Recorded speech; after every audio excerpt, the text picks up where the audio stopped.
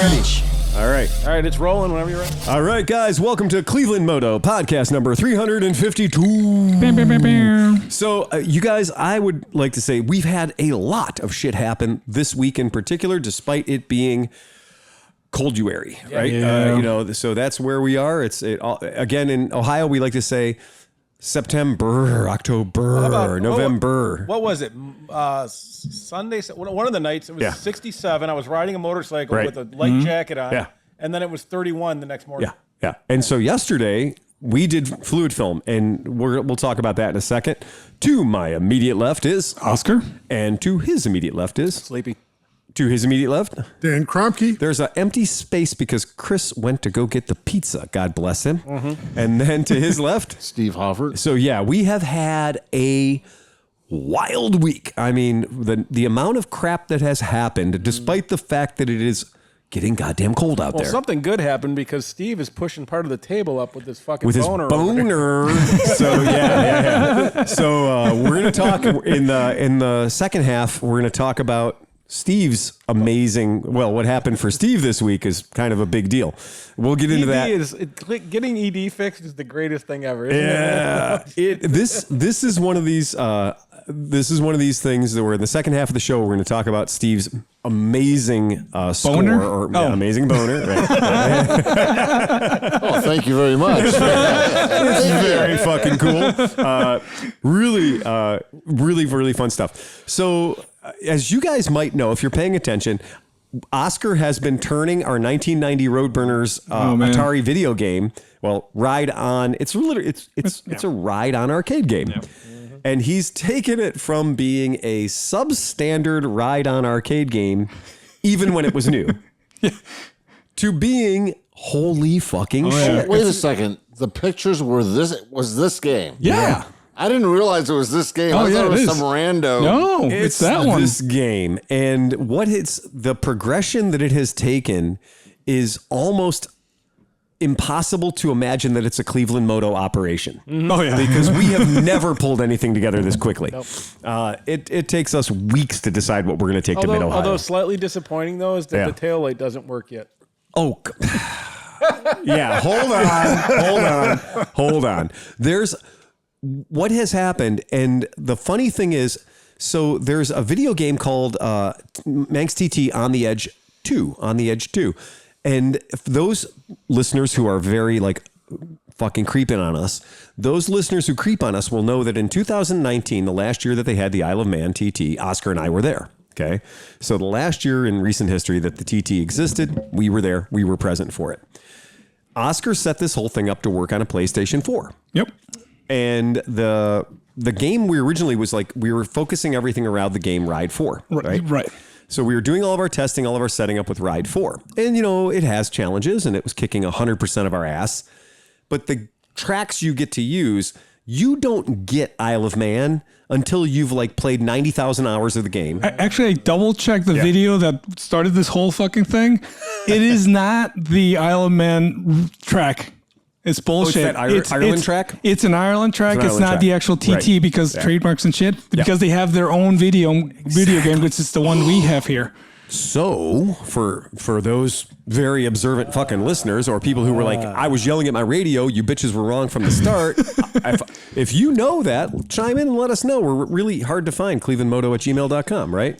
Oh, and by the way, that taillight was Phil's call because I told him we can totally pull the tail light and have the force feedback in your ass, and he was like, no, we're cool with not having the vibrator in your ass. Right. He was cool with not having the tail light and having the vibrator on the back of the bike. So you got to have a vibrator. Yeah. Priorities, man. I think the pizza card got called, and they had to call Phil to see if it was actually his card. But Chris Smith looks kind of shady, so I don't blame him. I don't know. So I'm concerned that if Chris ever gets sick and I'm here, that he's going to blame me. Of course he is. Yeah, that's what's going to happen. Because that's Chris. Well, so you haven't been here in a while. Where you been, man? I was just so tired I couldn't get off the couch. I'm telling you, I'm sorry. Just work. Work's kicking my ass. We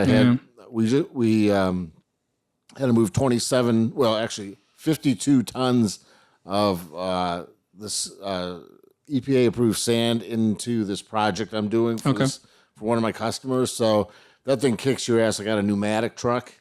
And How many truckloads is 52 tons? Two. It's like 25 tons a truck. Wow. So you're holding this hose and the thing's whipping around because it's it's pushing it's pushing tons of sand through this pneumatic hose, and then it blows out because it's got 3 chambers in the truck. So you run the one chamber.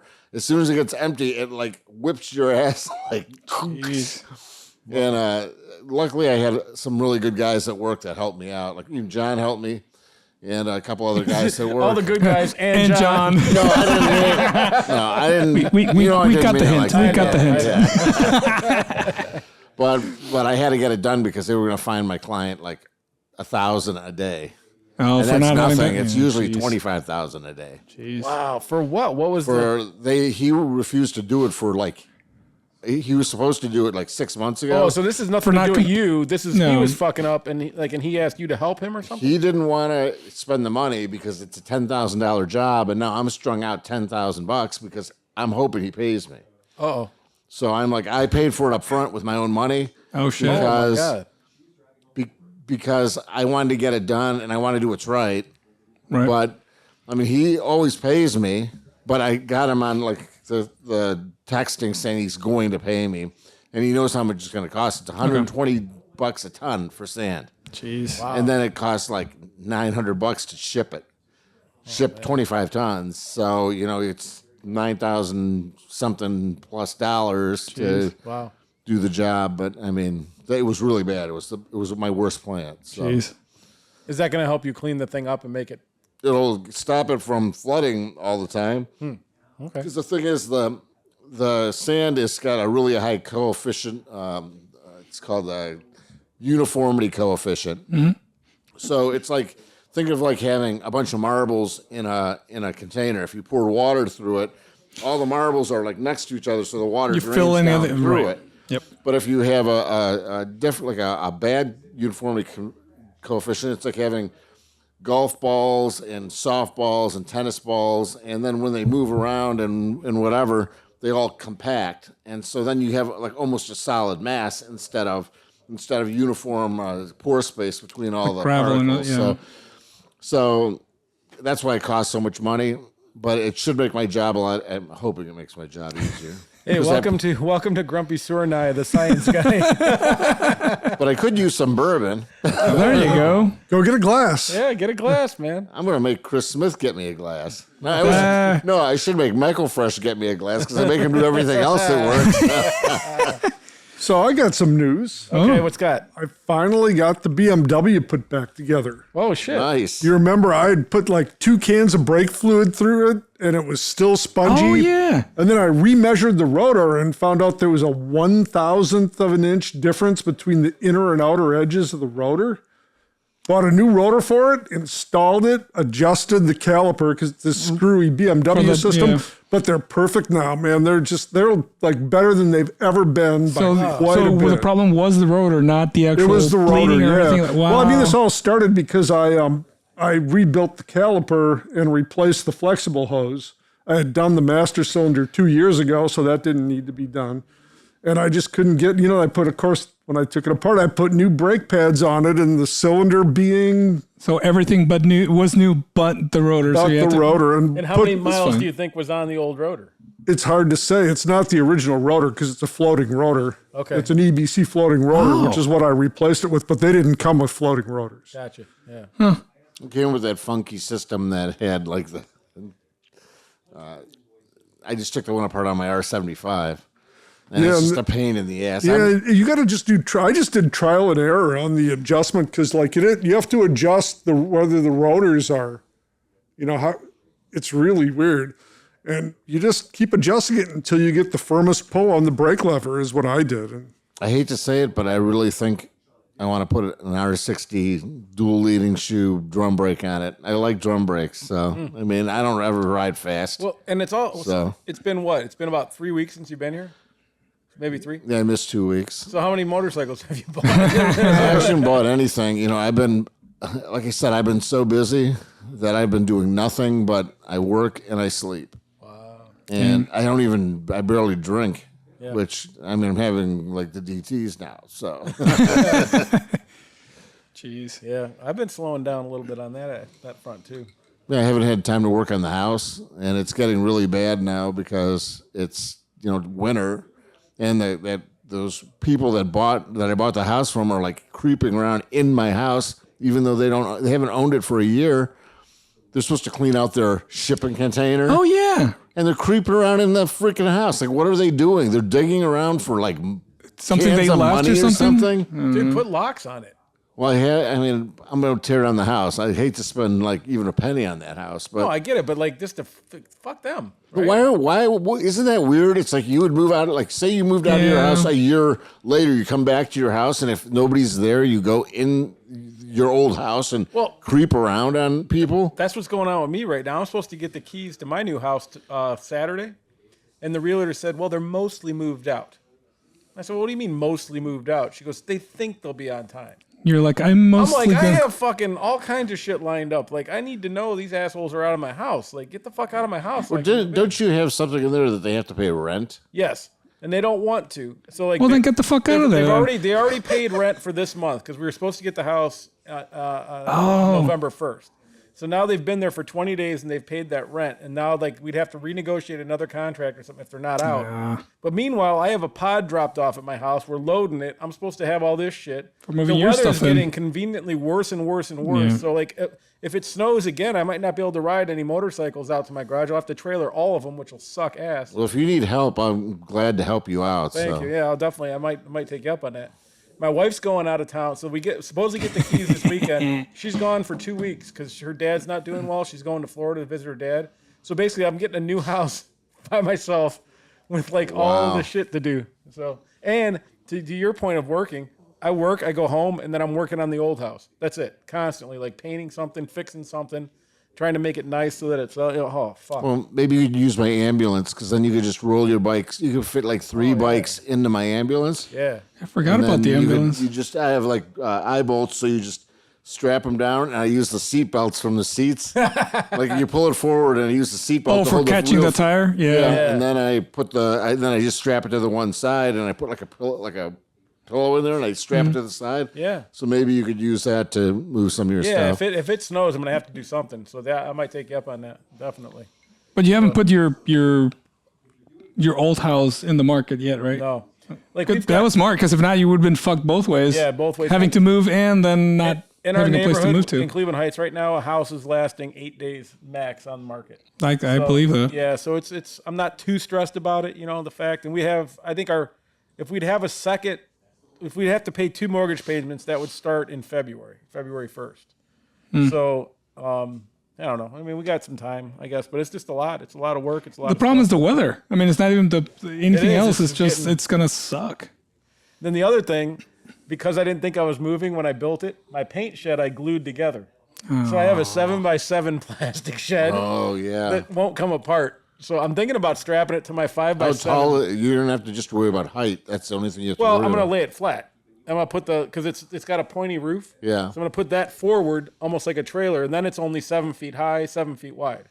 It's 7x7 by like. Oh, 8. see, if I didn't mothball my flatbed, that thing would have been perfect to move your Oh yeah. your paint booth. But I mothballed it today because I figured they're going to start laying down salt. Yep. And I'm not going to drive. I've decided I'm not driving the High Ace or the Town Ace because that High Ace, those things are going for like a ton of money. And if I ever wanted to buy another one, I'd never be able to get one for the price I paid for it. And you got other stuff to drive. You don't need to beat that thing up in the winter. Yeah. And you just got a new one outside.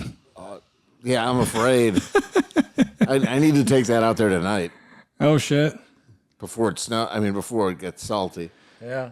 So Where are you gonna So say you retire or something. Where are you gonna put all your stuff, all your cars and how many cars do you have how many vehicles do you have at the ship plant? 5. He's still thinking about it, so that's That's not. Does that include motorcycles? You know, he does own some that's land. smart. This is cars. true.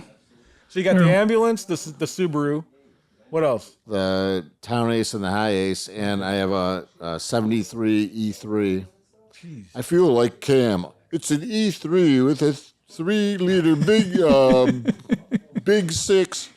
it's got 2 Zenith 2-barrel carburetors, and it's got a camshaft tensioner that's really bad. But then you have to follow that with a pun, which makes somebody else not cool for knowing that. Yeah. It's a really. I bought it from some guy. Hit somebody. The front end's kind of. I mean, it dries perfectly, but the front end is damaged, and it's hard to find parts. But it's got a built 3-liter. It's got a hot cam, 2-barrel carbs. Borla exhaust. Is it lumpy? Is it like blah blah blah blah blah blah? It's on the edge. It's on the edge of being lumpy, but it's like you could in first and second gear you could just rip apart the rear tires. It's lowered. Jeez. It's lowered like 2 inches. It's my favorite car in the whole world. It's got a steering wheel that's like the size of a back truck. It had power steering, and it's got the best instrument panel because it's like that. It's like that TV. It's curved. So you could see. What year is it? It's a set 1973. I had a bunch of BMW. When I was young, I had a bunch of 2002s. Yeah, those are dope, man. Yeah, with the round taillights. Oh, yeah. I used to love those things. Dude, there's a guy in Menor that has an orange one with the fenders flared out. Like, he has the racing fenders on it and the wheels are extended and stuff. That's the coolest fucking car ever, man. Little roll cage in the thing and stuff. And then I bought a Bavaria. And then I fell in love with their E3s are Bavaria. I mean, they're 4-door. Everybody wanted the. Nobody cares about Bavarias, but they were actually the first super sedan. They had 4-wheel disc brakes, and they were the fastest, pretty much the fastest 4-door sedan out there, and production sedan. And so nobody cared about them because the CS version of it was a 2-door, and that's what people like collected. Mm-hmm. And they have a really ugly rear end with these really small, like rectangular taillights, and these have like square taillights with the thin metal bumpers, and it's a nice car. I mean, where is it? I've been there a million times. Where do you keep it? It's in the garage. Oh, it's buried under all the sails I have there for all the boats that's there. What year did you say it was? 73. Oh, nice. So how many boats do you have at the shit plant? I have one right now. Oh, okay. But I have 2 at the house. Yeah, one there and then 2 in the house. Jeez. Yeah, I know. So what happened to Smith? He should be back by now. I don't know. He's making the pizzas Yeah, but it usually takes Phil like 2 minutes to go get him. I don't in know. a scooter. Right, on a scooter. He's probably furiously trying to call Phil. So Dan, what happened? You got a new car? What, just a little while ago? Yeah, I got a Subaru Ascent. And what is the picture that you brought with you today? Well, it's kind of weird. I was gassing up on the way here, and a red squirrel runs out from under the car. And I'm like in this commercial area where this gas station is. I'm like, oh, that's not good. So I pop the hood, and there's this giant nest of like grass, white insulation, and squirrel shit. Oh, fuck. And luckily, it wasn't the intake. It was actually, but it was the intercooler. It's like completely covered the intercooler on the turbo. And I don't know how long it's been there. I drove that car to Chicago on Sunday. I might have taken the fucking squirrel with me for all I know. I would blame Chicago. Maybe that squirrel was from there, and then you brought it back. I brought it back. He's from the south side. You got to see my squirrels. neighborhood. The squirrel situation is insane because the neighborhood is full of hickory trees, oak trees, and beech nut trees, and there are just fucking nuts everywhere. We got the fattest squirrels in Cleveland. Jeez. Dude, those animals, I don't know how they get into it. When I bought this stupid Hyundai, the day after I bought it, you guys remember, I thought I bought it from a lady that just pissed in it every day because when I turned the heater on, I was like, oh my God, this is horrible. And then, my brain actually fired up and I remembered to check the cabin air filter. Fucking just same as yours, man. Just a whole nest that was still wet from all the rat piss or whatever it was. Just, so disgusting. A lot of Lysol went into that sucker. So, Sleepy, are you going to be able to put the picture of Dan's...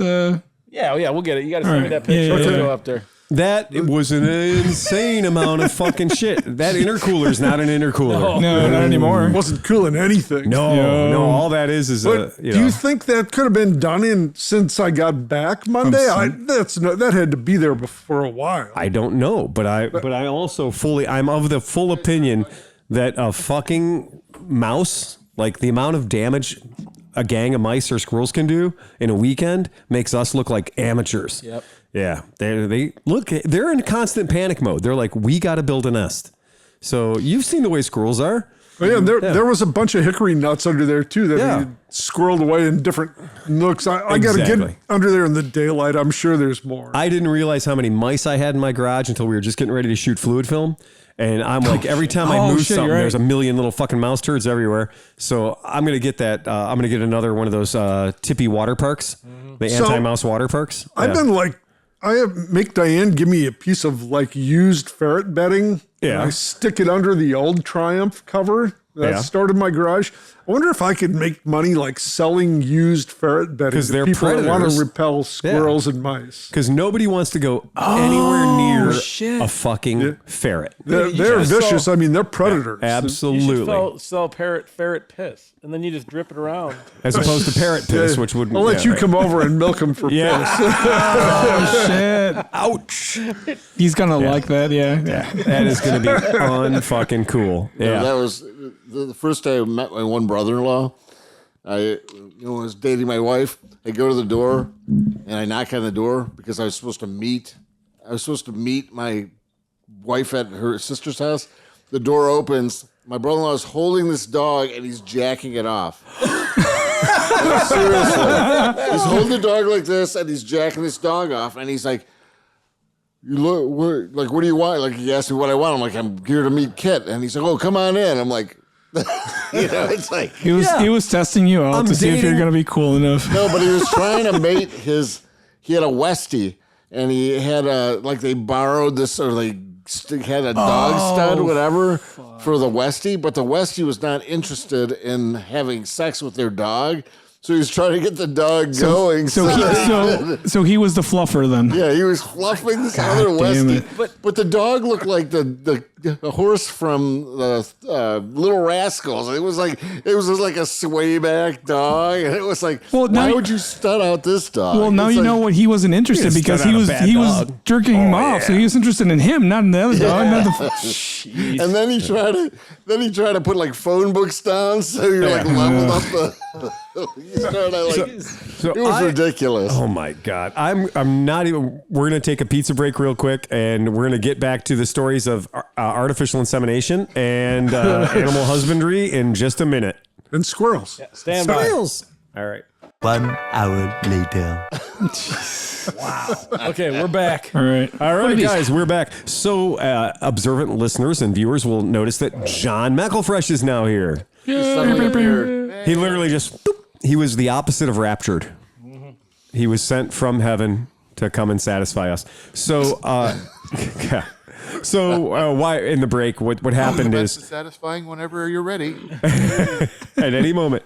So what happened during the break is we did want to talk about, we had a recent addition to the family, and the recent addition to the family is Steve. About 6 months ago, isn't that about right? It seems like it.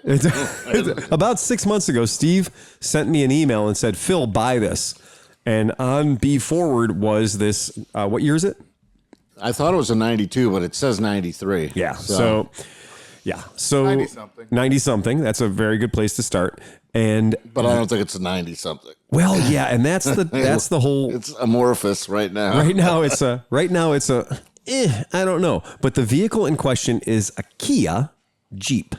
And why this is an interesting thing is because we do a lot of weird Japanese vehicles around here, and this is the first one I did from Korea. This vehicle is actually imported from Korea.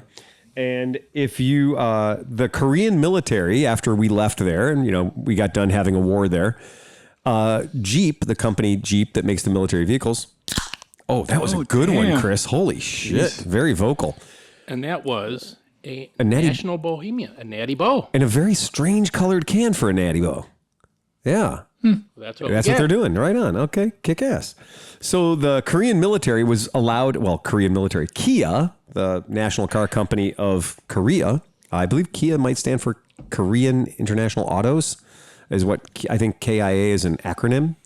And no, so too soon. So just remember that after the war in Japan, we had let Mitsubishi have the licensing to build Jeeps using the Jeep name, and you can buy Mitsubishi Jeeps that look like they're from the 50s, even though they're brand new, right? And they are fun little, very, very utilitarian. I wouldn't necessarily recommend driving one on the freeway, but those Japanese Mitsubishi Jeeps are definitely an earlier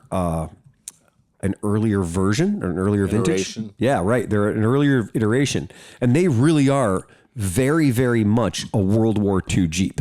Somebody's using that one as a mailbox on the front of their driveway. On the front of their USA, their address. Yeah, USA 6. Yeah, there you go. And it's got a license plate on it from somewhere else in goddamn entirely.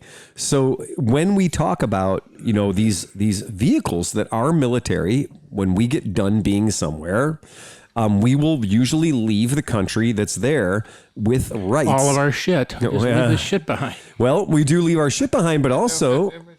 Right, but also keep in mind that many of these companies, in order to support their own military, we write contracts to say, okay, we're going to help you in some way when we leave to make the separation anxiety a lot less painful financially for us. So we'll leave them tooling or whatever that we were using. So up on the screen right now, you can see that's a Mitsubishi Jeep. Now you can see it's a Willys, right? You look at it, it's very much a World War II era Jeep.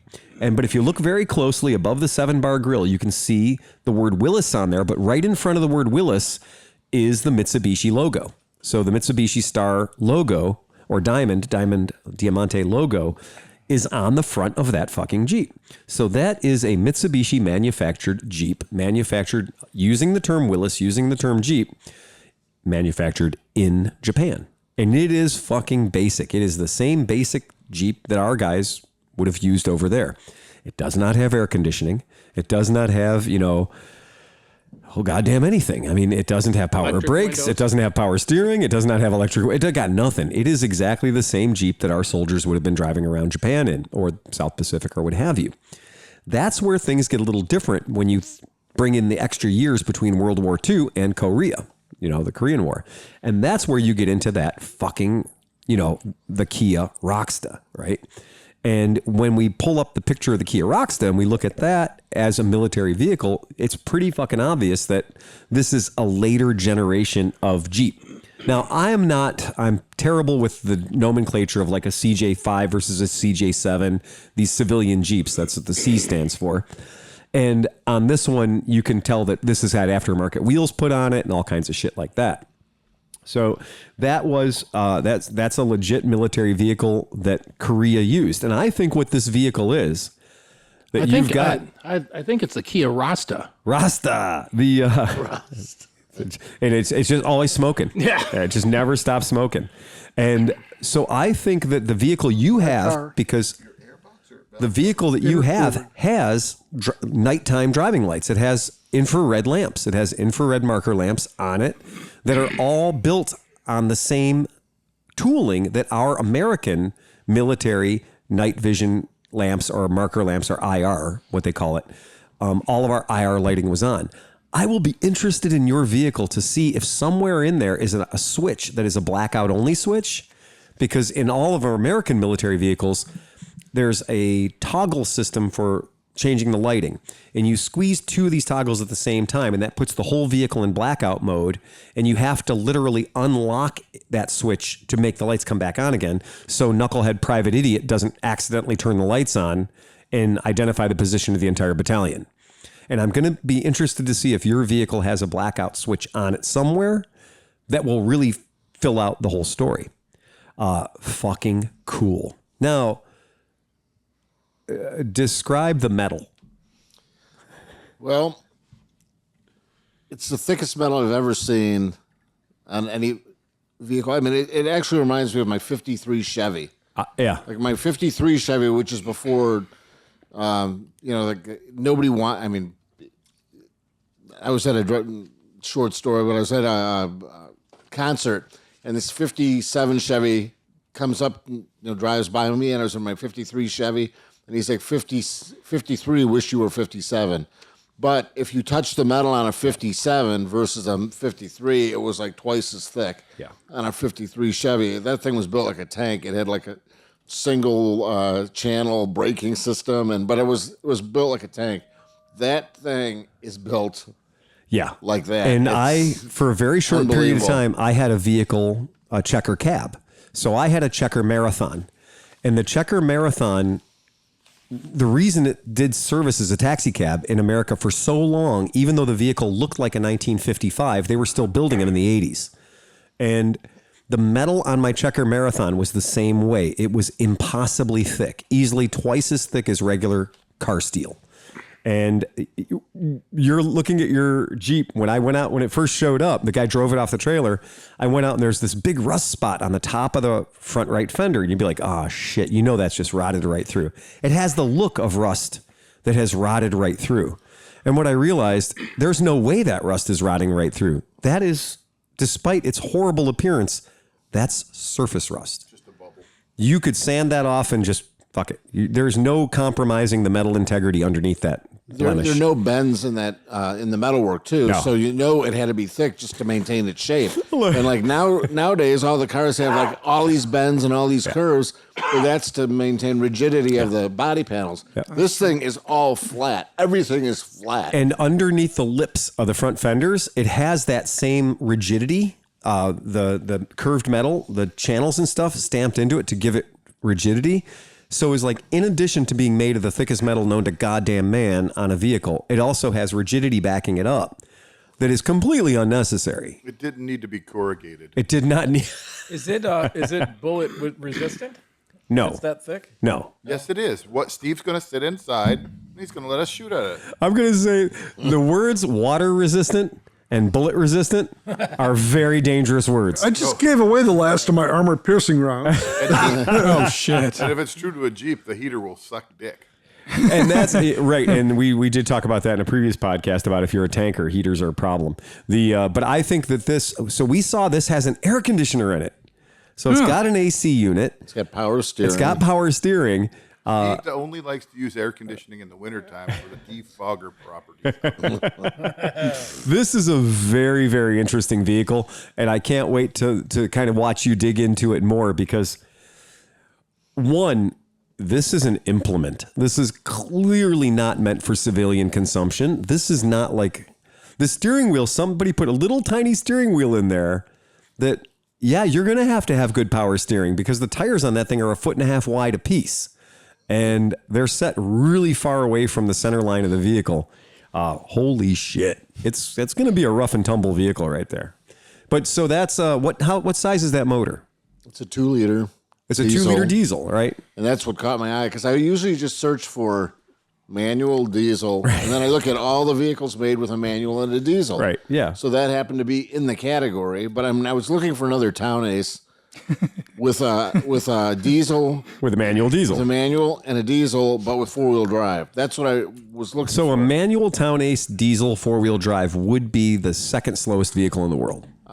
Pretty much, because that'd be like a 1.3 liter diesel or something. It'd be super tiny. Yeah. Well, that would be perfect for Steve. But we were looking the other day. We saw a cement mixer, a high cement mixer.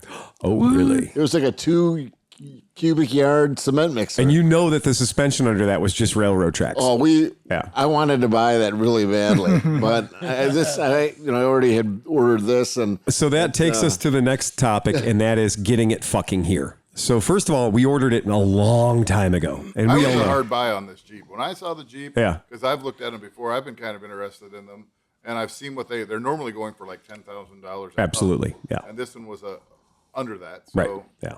But I'm like, that looks like a good deal on what. It's going to be really hard to get hurt on this Jeep. Financially speaking, this has a lot of things that any enthusiast would fucking love. Steve's made way bigger mistakes. Yes, I totally agree. I completely agree. Wow. One of them sitting right here. So, so here's a little whatever. After months and months and months of me tracking this fucking thing down and arranging to get the shipping done, they eventually finally told me last month, they were like, your vehicle will arrive on November 1st. Now, keep in mind, these things ship on boats called ro-ros, roll on, roll off. It's not a container ship. It's a big, huge white boat that has literally thousands of cars inside. Now, they move cars, they move combines, they move anything that fits. If you want to watch a fun documentary, watch like Loading a Ro-Ro. Loading a Ro-Ro, exactly. It's a really fun YouTube, and you see the way that these floors move up and down, so they can put all the tall vehicles on a certain floor, and then all the short vehicles on another floor, and the entire floor of the boat moves up and down. And these are like 11-story buildings on the inside, okay? And they can adjust all that. The guys who work on these boats, they might in one moment be driving in a 6-wheel drive John Deere tractor, and then the next minute be driving in a Lamborghini. You know what's neat is that there's that one boat that sank, the car carrier boat coming from Japan. The one that that went down with all the Volvos on it? Yeah. And like you'd think that like, you know, a shipwreck would make these cars get dislodged. But no, the ship is like this. Yeah. And the cars are like this, and the cars are just sitting there. Cars like, are all just sitting there. It's Yeah, they strap them all in. Yeah, they all get tied in. And I so understand like why boats can't just have big balloons. Like, we're going down. Okay. turn it into a semi-rib. Airbags pop out and keep it from sinking. It just How became big would they have to inflatable. be though? Well, big, but I mean, big enough that I think it would be worth saving a millions of multi-million dollar dollars ship, right? $100 million ship for Plus, the boat should price be big of enough to hold all the airbags. and the price of what would be the equivalent of a Goodyear blimp on each side, right? I'm just saying, I don't know. I'm not challenging it, right? But I'm not the airbag president. I'm just the airbag spokesperson. So we finally got the news. Your vehicle's going to be here on the 1st. And if I have a sense of urgency in my voice, it's because on these things, when they tell you the vehicle's going to be there on the 1st, you used to have 10 days to go pick your shit up. And the 10 days counts weekends, holidays, bar mitzvahs, doesn't matter. You have to be there. It's literally, if they tell you about it on Friday, you have 10 days to go get that thing. And then every day after that can be $75 of storage, okay? Which adds up real fucking fast. And then they don't tell you about the evil thing. And the evil thing is if your vehicle comes in and it goes to the dock that unloads it from the Ro-Ro, and customs comes by and says, we want to look at that. And customs drags it away. Or if the dock is too full and says, we need room for more containers to come in, I'm going to report those 26 cars to customs. And now customs comes and they leave the dock. So now it's not on their dock anymore. So they have room to bring in more expensive freight, right? Hey, customs, how full are you over there? You can take 100 cars? And I have had vehicles get snagged for customs that are such bullshit things as like excessive dirt, right? And then when it goes to customs is going to have it for 7 days, 8 days, 14 days, 21 days. Your daily storage fees that started, at the 10-day point are going. Even though the vehicle is not there, even though the vehicle is at customs, even though you couldn't come and get it if you fucking wanted, you're still paying that storage, which is bullshit. Then, you know what? We have to figure out how to incorporate that into all of our lives. Of course. Like, you know what I mean? Like, that would be awesome to just be charged like your friend, like, hey, you owe me $7. Right. It's been 3 weeks, so now it's $700. Well, now I'm getting scared. Okay, so and you should be. So this has been happening over and over and over again. And so on November 1st, I know this boat is scheduled to come in. And there's a thing you can go on online and you can track ocean ships. You can track cargo ships online. If you have the name of the ship, you can look at it and see where it is. So it said that the ship was supposed to be in on the 1st of November. So I go on and check and I can see that the ship is really fucking close to to Baltimore. It's right there. I call, get a release, no. And they are fucking pissed off at the world. You call there and they're like, what do you want? They're like super shitty with you. Oh man, just trying to get my shit. Don't want to pay late fees. On the 11th, I called there after calling 10 days in a row. I called on the 11th and they're like, of course your vehicle's released. Well, fuck you, It wasn't yesterday. It wasn't yesterday, not according to you. Oh, of course it's released. I was like, then give me the fucking release paperwork so we can get over there and get this fucking thing. So that was on the 11th. And so they eventually get me the release paperwork and I go through, make sure with, customs broker, everything's good and the vehicle's okay for release. Call a guy that I have used in the past, will probably not be able to use in the future. And I call the guy and he's, all right, Phil, I'll go get it for you. And he knows the rules. His trucking company's headquartered in Maryland. They know how the Dundalk terminal works. They know you got to have a TWIC card. They know you got to have all the stuff. These guys are pros. He got there and he called me and he goes, I got a problem. I said, what's your problem? He goes, not even getting onto the port, still outside of the port before you have to go through the security checkpoint. He says, there are thousands of trucks lined up. Trucks in front of me that I went and talked to, and they have said that they have been there for 3, 4, 5 days. Holy. Not even on the port. Not even got through security yet. Holy shit. Okay, so now you can see this is a problem, right? And so there's trucks. There's guys in trucks that need to get onto that port. So he starts talking to security and everything else. And they're like, yeah, dude, park your truck, park it in line, park it where it is. Don't leave. You'll give up your space in line. And then take an Uber and go to the Flophouse Motel down the street. You know, do whatever you can do, or sleep in your truck, which a lot of guys do. Wait, but they're not 24/7? Not even close. Dang. Banker's hours. So that's the bitch. So these ports are not running 24/7. So they have increased shifts. They are working more than they normally work, but they still are not 24/7. 9 to 5. 7 to 5. Yeah, 7 to 4:51, I guess. But anyway, that's the story he told, and I believe it. So he says he finally gets into the port. So he gets into the port. There's all these what they call sheds. They're basically docks within this giant marine terminal, and you go up to the dock that it tells you to go to, the shed, and then there's a massive parking lot there with tons and tons and tons of freight there. He goes to the shed that the company had requested it shipped to. The woman that I talked to on the phone from Hogue Autoliners was even like, she goes, look, when he gets there, he's going to have problems. I've never heard that before. This is my number. This is my personal number. This is the number to my desk.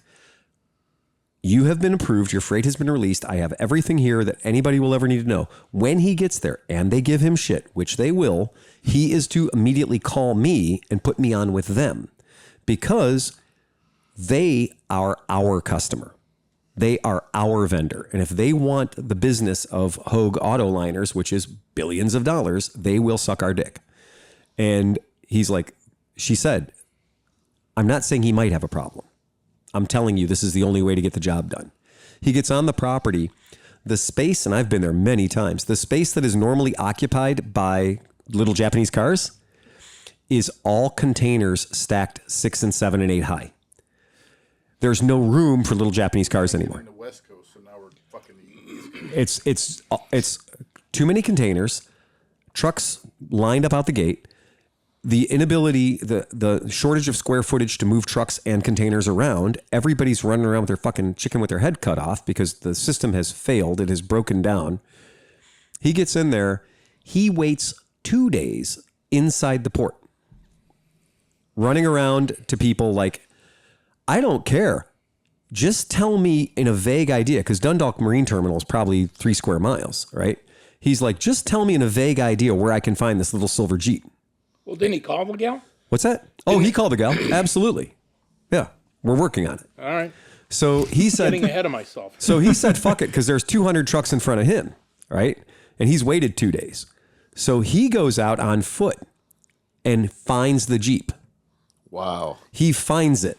He takes his paperwork. Now, here's the thing I probably shouldn't tell people is they leave the keys in these vehicles because they're roll on, roll off.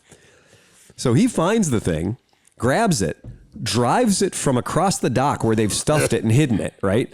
Drives it all the way over, has to take his jump pack and everything else, drives it over, gives all of his documentation to somebody at the desk of the dock that's got truckers lined up around it, hands it to him and says, you know, you talked to Jen. Jen has told you I have the blessing. Everything's cleared and to be released. Please walk your ass over here in the next 60 seconds. Stop whatever you're doing. Walk over here. Scrawl your fucking name on this release so I can put this on my truck and get the fuck out of here. The guy reads him the riot act. You can't do that. You can't move that. That's not your property. It's not been released to you yet. Union. Exactly. And the guy's like, look, man, I can literally out of your hair in 45 seconds. So they did. And that guy's a fucking hero. And I'm going to tell He's you my right now, hero. that guy's a fucking hero because he didn't want to sit on the dock for another 2 days or 3 days or 4 days while 100 trucks in front of him cleared. So he got it. He brought it out here and he took it off the truck and ta-da, you got your fucking Kia, dude. Now, does he Yeah. charge I'm sitting in the fucking dock for 2 days fee? He does. Okay. I just want to make sure. What are you gonna do? I mean, it's What are you gonna do? This is the way it is. I mean, I get it. That's what Patreon money's for. Well, he's not. You know what? I can tell you if I would have done it, because I used to go get all these vehicles myself. And I can't even imagine what I would have done if I would have showed up with my fucking F-150 or my Tundra and my U-Haul trailer behind it, whatever. And I just showed up and they'd have been like, yeah, you can't go through the gate to get onto the fucking terminal because there's 1,000 trucks in front of you. What am I going to do? But at the end of the day, his next job is to go get another vehicle out of there. So you might as well start figuring it out. Exactly. Figure it out on this one because Right. you're going to be doing it. Yep. And that is really the heartbreak of what's going on right now in this country with logistics. And, it's a fucking bottleneck, man. It is exactly the definition of bottleneck. So the fact that son of a bitch is here at all is great. The extra fees and stuff, we'll figure that shit out later. That's no problem. But it is, well, yeah. No, but I understand that. I mean, what are you gonna do? Well, he could have fucked us hard because look, he didn't lie. All of his stuff lines up. His phone calls to me line up, everything. He's not lying to me, but he really did. He cut us a bro deal It because could have been way worse. oh fuck yeah, because Way I've worse. shipped like 25 vehicles with this guy. So That I can understand. I just Yeah. hope did the government fuck us too? I don't even know where the government comes in on this one. I'm still going back to the whole thing. We have customers here that are over the road truck drivers, right? We have Kevin Rosman, our buddy who's done the podcast before. He drives a straight truck for a container company. 1-800-dumpster.com, right? Dumpster.com. And he's been working there for years. And even that straight truck, CDL, obviously, he had to participate in that clearinghouse program, in that driver's clearinghouse program. The company that he works for has 16 or 17 drivers. And as a result of this clearinghouse program that started back in April, this local company with 17 drivers lost 7 of their drivers because of something they had on their driving record from perhaps 5 or 6 or 7 or 10 years ago. See, I'm seeing a loophole here because I don't think government workers have to do that. You guys have to go through the clearinghouse? No, here's what I'll tell you is if you're a transportation worker. DOT. Transportation worker. So if you're a bellman at Amtrak, right? If you drive a forklift at a dock and they consider it to be transportation workers, that's what the clearinghouse, and I hate the term clearinghouse, but that's what it is. And you have to participate in that. So if you are being paid by somebody who has a NHTSA number or an NDOT number on the side of the truck, then you are going to have to submit to the clearinghouse. So the city should hire like 50 truck drivers and then be like these scabs that go in there and like stack containers. Absolutely. And it has screwed our country massively because when somebody who's literally trying to just pick a dumpster up off of your property, if you have a Cleveland property with a big fucking dumpster on it that they delivered to you, when they lose half of their driving force because of a system that is essentially they sold through to the taxpayer as being an anti-opioids bill, right? When that system ends up being the reason why you can't get your dumpster picked up and you got to pay for an extra 5 days of storage on your dumpster, because as Kevin said, he normally drives 8 hours a day. He's been driving 14 to 15 hours a day, right? Going and getting, he's working OT on every single day. Logbook, buddy. Well, not Have only your second logbook. look and hide your third logbook, but more importantly, remember that driver now. Not only are there drivers that aren't driving, is now the drivers who are driving are picking up 10 hours of fucking overtime, or 50 hours of overtime.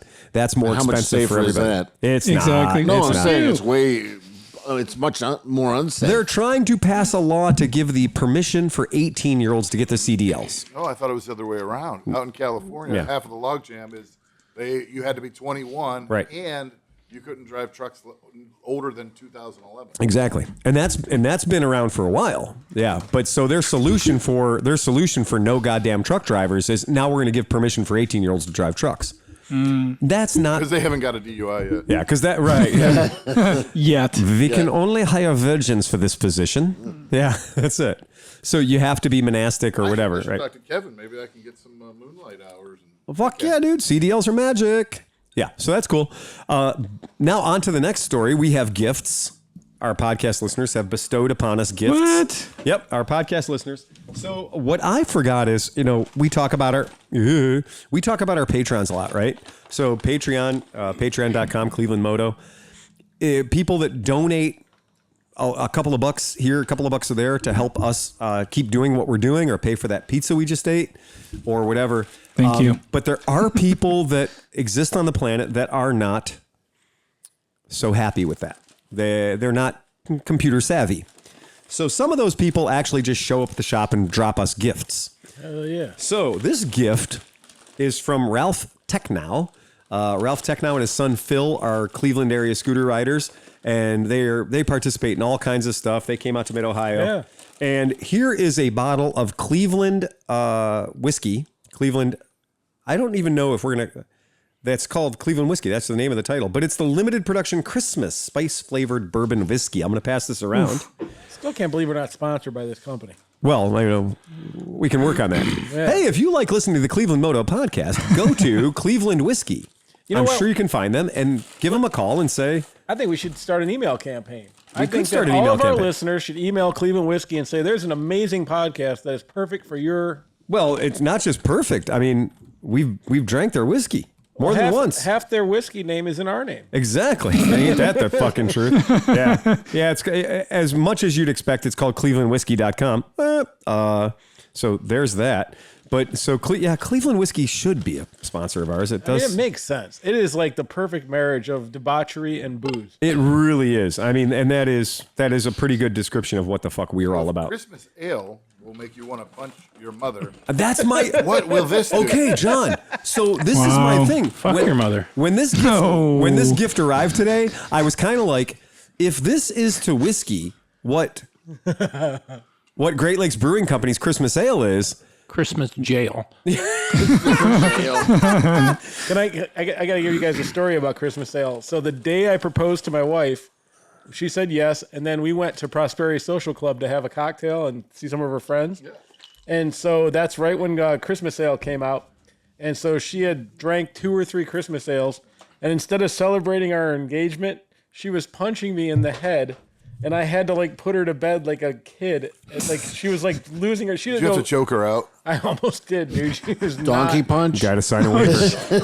I think that means something It different. was terrible. It was terrible. In addition, now the whiskey's one thing, but the whiskey's not all. I have in front of you, I hold in my hand, a solid gold envelope. Oh. And the solid gold envelope, you know it's quality. It's And, yeah. Vanna, show us what's in there.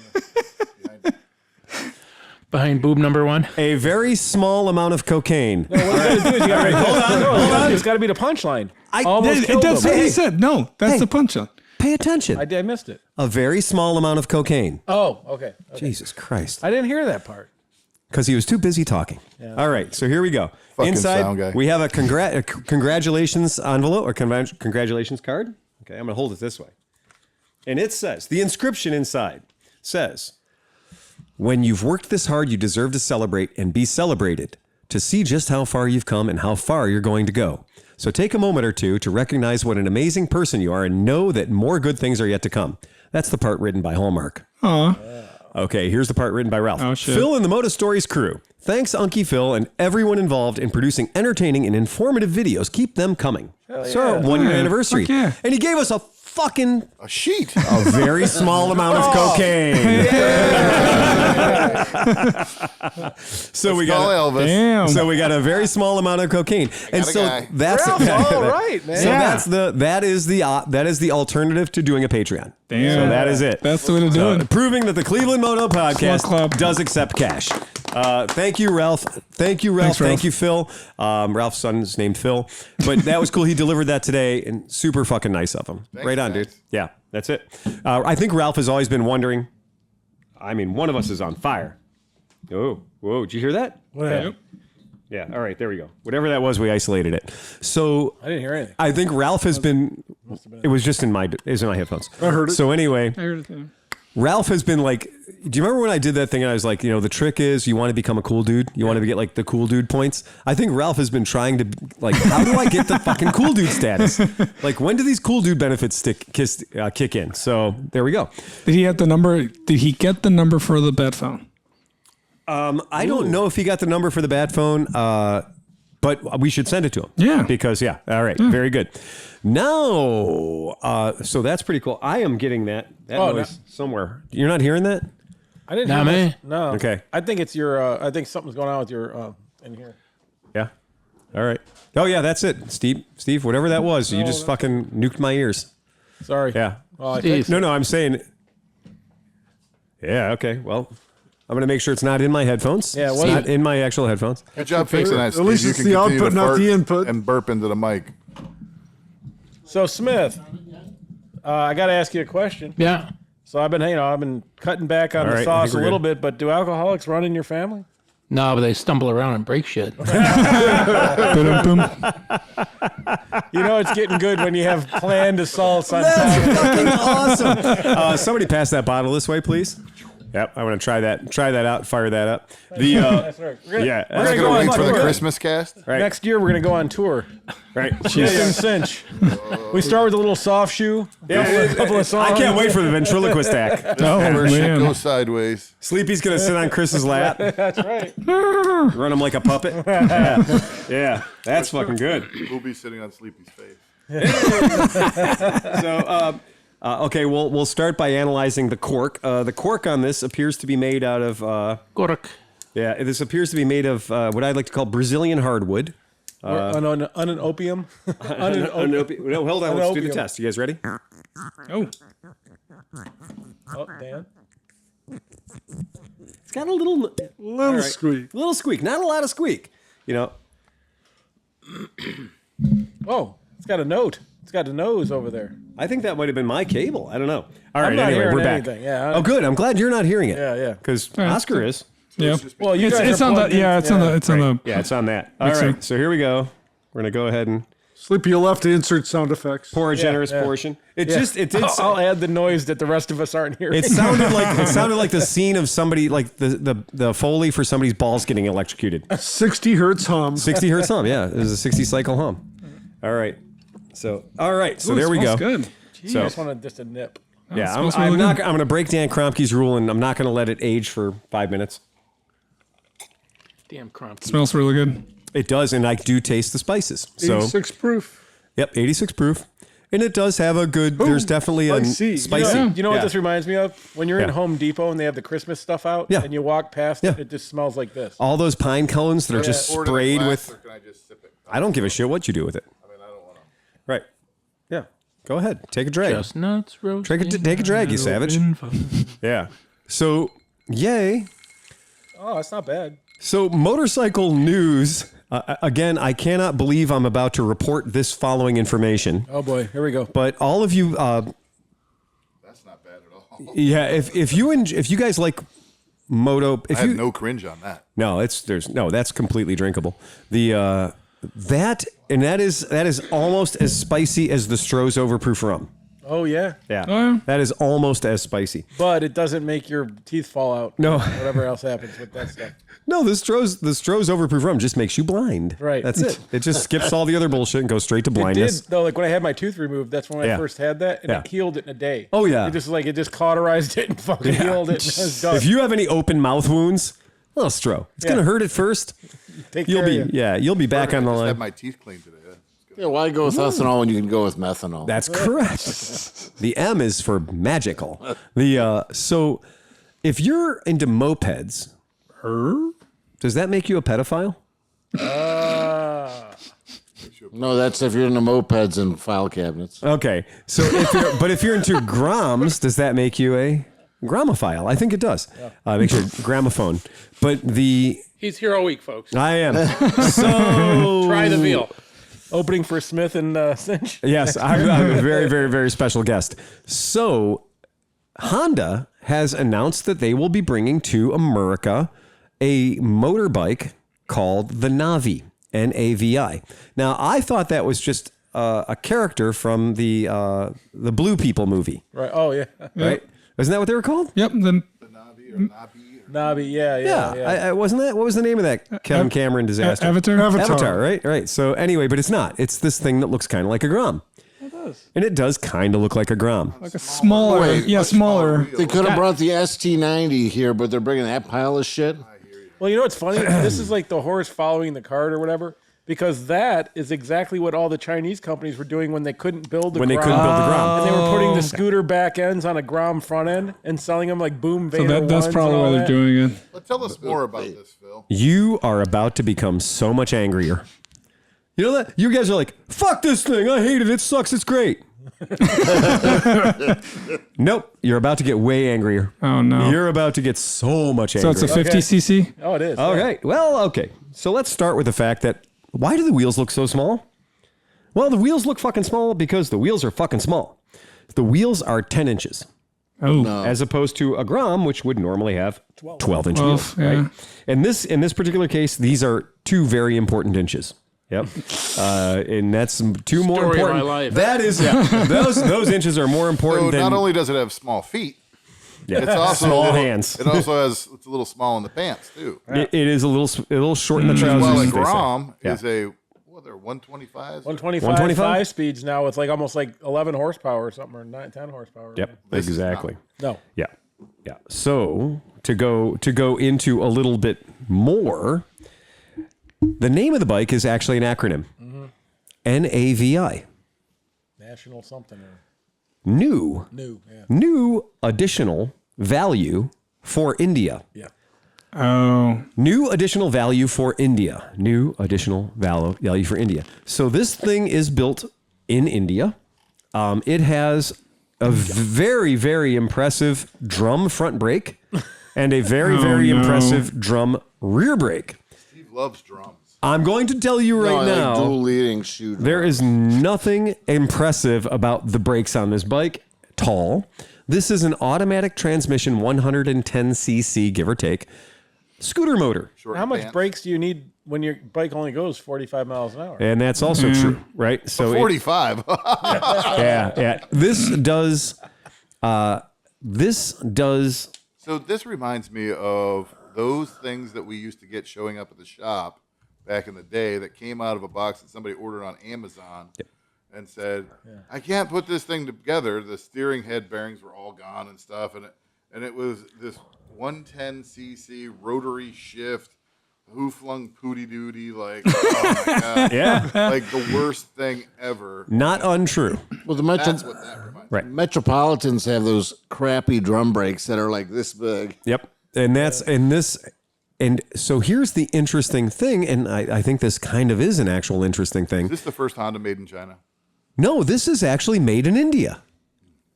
Giant fucking asterisks, okay? Because it is called what? Navi. Navi. It has India in the fucking name. So deep dive. Should've named it Non. They could have named it None. That would have made fucking sense. But so the trick is that we talked in a previous podcast about the phrase CKD or complete knockdown. And complete knockdown is the way that you can get a Chinese-made product into a country like India where they have a tariff, a motherfucker of a tariff for anything coming in from China. So India in particular, and Germany and other European countries too, have these really monster fucking tariffs against anything coming in from China, which is not a bad idea, okay? Because if you want your country to make things and be able to sell them to your own people. And in India, that's a problem. So in India, they have all kinds of people that want two-wheeled small motorcycles, right? They want cheap two-wheeled small motorcycles, yep. And they want to keep their country working, building cheap, small, two-wheeled motorcycles. Can you guys pass that bottle of Punch Your Mother down this way? Yep, absolutely. Yep. So the way to get around the rules, is to buy bikes CKD. And CKD means China builds the fucking all the pieces for the bike and sends it to you like a Revell model kit. And they send it to you like a Revell model kit in so much as the people in India have to build it. They have to put it together. Now, here's the question. How do we say the word? Is it made in India? Or assembled. Is it assembled in India? Is it built in India? right? Hard to say. But I'm going to pull up on the screen the bike that this used to be. You say spiced rum and Coke. I say spiced whiskey. Spiced whiskey, bourbon, and Coke. Or rum and Coke. I think we're going to have Johnny McSloshy tonight. Johnny McSloshy pants. So in India, for quite a while now, right, you have been able to purchase a bike called the Honda Activa, okay? The Honda Activa scooter. And it's a fucking scooter. It's all it is. It's a cheap fucking, Indian-built scooter. What this bike, this new Navi is it's that. Look at that bike. And then then literally, you're right. It's a fucking scooter that's had the plastic removed and a Grom slapped onto it. And a tube welded from the headstock down to the frame. Right.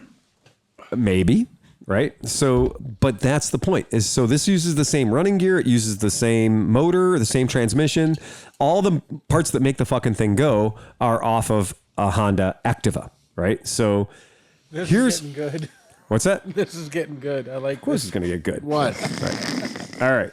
So I haven't been drinking at this podcast. Right. So prior to... So where were you Easy drinking? for you to say. Simmer down. Okay. So, but this is not the very first time. This is not the very first time that Honda has brought out a Navi. I did not know this, and Really? it freaked me the fuck out. They did a Navi dirt bike. A Navi with knobbies. A Navi Navi. God. Exactly. They did a Navi, right? And so, yes, in fact, this is a real thing, and this really, really did exist. It has a giant hole in the middle of it where the motor used to be, because it's a fucking scooter, that kind of a thing. So in pictures where, I saw pictures that had the hole. Yep. And then there's other ones where there's no hole. I'm so glad you said that. What's in the because hole? what's in the hole? What's in the hole? Well, take a look, guys. It's a storage locker. Okay. So on the Honda Navi, which has been in production since 2000, year of our Lord, 2016, right? This bike has been available, and this is, of course, India product. This is not new to them. And so to make it look more and more like a Grom and not have a giant fucking hole in the middle of it, they actually have a storage locker. So storage locker goes I there. thought it was going to the reason I even started looking at it is I thought it was going to be a hybrid. That's what I was just I thought about there to was say. going to thought be that a was gonna be battery a in there. bateria, It was going to be That would've a made gasoline sense. motor with an electric hub, That would have been a good idea. chain drive, and Yeah, that'd be awesome for the city. You cruise around electric, and then when you have to take that fucking long ride, you got your gas. the motor can either freewheel and just charge the battery or not. Or whatever. yeah. Okay, guys, let's play the game. How much horsepower does it have? Herspers? 6, Anyone? 5. A buddy has 11. It has 6. 6.1. It has 8. 7. It is advertised. 8. It is advertised as 8 at 7,000 RPM. It is, and keep in mind, this is a scooter motor, right? 110. And this has a whopping 6.5 torques. Is it air cooled or water? It is air cooled. In fact, I'm going to do you one better. It has IN carburetor. No. Not only does it have a carburetor, it doesn't even have the dignity of having an electric choke. It has a manual choke. Is it a 4 or 5 valve motor? Oh, no, it is a 2-valve motor. In fact, I'd say it's probably a 1.7 valve motor. I'm What's not atmospheric? Steve? right. Exactly. Yep. So atmospheric intake valve. Right. That's exactly right. So I really do think that, and they advertise as being 9.5 to 1 compression ratio. So this Navi that I was kind of like, oh, that's something I've never heard of. It turns out it's been out in India for 5 years at least, and they're just bringing it to what? Did you say they were bringing it to America? No. Why would you do that? They're not going to sell that. Why would you do that? $15.99 at your local Honda. No, my friend, $18.99 at your local Honda dealer. $1,900 plus. And how much is a TNT 135? $25.99. I mean, they could sell them just because you want a disposable little thing to throw in the back of your. That's what Metropolitans sell for like $18.99, don't they? I have no idea, honestly. I can't tell you, but I'm going to look it up right now. I mean, I like that comparison though. If you comparison it to a 50cc Metropolitan at the same price, you're actually Getting twice the motor. a Honda Metropolitan is $24.99. $24.99. $24.99. Yep, that's exact. Oh boy, that's just got shocked. yeah. So that's too much money. if you Oh, there's your problem right there. Yeah. You're right. That's a if you 60 attack it, cycle if hump. you attack it from that angle, it's Right. actually kind of not a bad deal. Okay, but the deal But there's gets no underseat storage. Like somewhere, Right. I don't know. I think the flat on a scooter, Right. the flat open area is good because you can carry a bunch of stuff. Absolutely. And so this just takes away the practicality of the scooter. Or take the box away, I guess, because Yeah. there's nothing there. If you take the box out, there's nothing Stick there. it in the hole. I mean, can Well, you he take wants to that? have nothing at all between the seat and the handlebar. No, I mean, understand. so it's straight up and down. Yeah. I mean, is that the gas tank right in front of you, or is the gas tank? No, I think that actually might be the gas tank. And I know what you're saying is turn it back into a fucking scooter, right? You might as well. I mean, it's more practical. You know what? They have that. It's called the Activa. How much is a small ruckus? Oh, More. I mean, way more than this. Well, let's find this out. Is way cheaper than a little ruckus. Yeah, but if you buy a real ruckus at this point, you can get one of the blasted out like But I don't think you can buy a ice ruckus. cold ones. Or They something. even sell Brand new Ruckus, $27.49. wow. You can $27.49. get an ice bear one that's blown out with all the cool shit on it Yeah. for like $1,500. Yeah, great. You lost me at Ice Bear. Yeah, exactly. Yeah, anybody who's They've ever worked proven- here. I mean, yeah. now, I hear you. yeah. Anybody who's Super ever- Cup's My heart goes out to you. $36.99. The Super what? Well, Super Cup's $36.99. All right. So just in case for anybody that was like, they're never going to bring that into America. That shit ain't coming to America. I know you guys are just full of shit. Well, Honda North America has officially announced, and it's on their fucking website. So you can tell me how it's not going to come here, but it's literally on their lineup for 2022. It's literally coming all over your. Now it's got 1807 plus a $200 destination charge, which of course there's also going to be your assembly and freight because that $200 destination charge is just gravy. I assure you. So you're gonna be into the sucker for 2,500 clamps. Oh yeah. Yeah, see, if they could get like $15.99, they'd sell a shit ton. Well, and this is the thing is like, okay, so the Grom is okay. No, the TNT 135, which we've already deemed as superior to the Grom in every way, is going to be about $2,700, right? $3,200, you put everything in it. I mean, we sell a lot of them. The new Grom is $41.99. Right. Yeah. So we sell enough TNT 135s to tell you that it's better than a Grom. It's better than a new Grom. It's better than the hottest new 5-speed Grom. The TNT 135 is still better. And this thing is actually, this is $1,000 less than a TNT 135. But just like when we did the test here of the Rascal, which was $700 less than the TNT 135, we were like, fuck it, don't buy the Rascal. Right. The TNT 135 is so much fucking better. Right. This Navi, for the technology that you're buying, is ancient, right? It's carbureted as fuck, right? It is super carbureted. This bike air-cooled 110cc does not have an CVT. oil filter. CVT. No oil filter. Oil screen. Drum brakes. That doesn't really bother me. It doesn't. I do get that, but here's my problem with oil screens. Oil screens are, strangely enough, oil screens. I always have to look at a bike as being, how is this bike going to be 5 years from now in the hands of a general consumer? And when you say ran the bike till your oil turns to tar. it's gone, it's gone. I mean, remember that when we talk about oil screens, we're also usually talking about some sort of a slinger system. We're usually talking about some kind of a thing. And with all these slinger-based systems and all these screen-based systems, The screen on a normal situation, when you drain the oil, right? Some of the stuff kind of backwashes out of the screen and comes out with your oil. Yep. But not if you run it too long and totally plug it up. We have seen many, many bikes from many, many countries that use oil screens instead of filters. And what we can tell you in all of those cases is it's magic. A canis, like a spin-on cartridge oil filter. It's amazing how good they are at filtering oil. And you cannot replace that efficacy with literally a screen that looks like the bottle top of that whiskey. Bikes that run a screen Right. don't even try to do that. No. So if you have a bike that has a screen, it's not going to have an oil jet. No. So like a lot of bikes have an oil jet and built into the bottom end of the casing. You'll actually see it's a jet that meters the amount of oil that goes up to the top end. To the head. Yep. If you got a bike with an oil screen, it's just going to be a straight shot. Yes, it is. painting everything as much as it can. Yes, it is. Yep. Because if it had a jet and something makes it through that screen, it would plug up in an instant. Right. And we have seen cams go blue on bikes that have oil screens, which that is not the case on bikes that tend to have a screw-on filter. Or even like the little paper, like the TNT. Yeah. You have to put that little. There's a cartridge element in there, Yeah. and that's the idea. The oil pathway for most old like horizontal Hondas is up one of the head studs. Yep, that's exactly right. You have a Yep. one of your 4 head studs, studs, yep. that the cylinder slides down. One is a little extra fat with O-rings, Yep. and that's how the oil gets up to the top. Oh yeah. No shit. I didn't know Oh that. yeah. Oh, that's Dr. Waters, and it's her birthday. Oh. You guys want to do this one? Let's just. Hey, baby, how you doing? I'm okay. Did you see my text? No, I did not see your text, but I'm gonna look at it right now. Happy 50th birthday, by the way. You're on the podcast. Happy birthday. Well, I'm Yep. calling with car trouble. She's got a totally dead battery. Are you in the white Toyota Hiace? I am. Okay, so you don't have a dead battery. I think you might just have a a jiggled connector.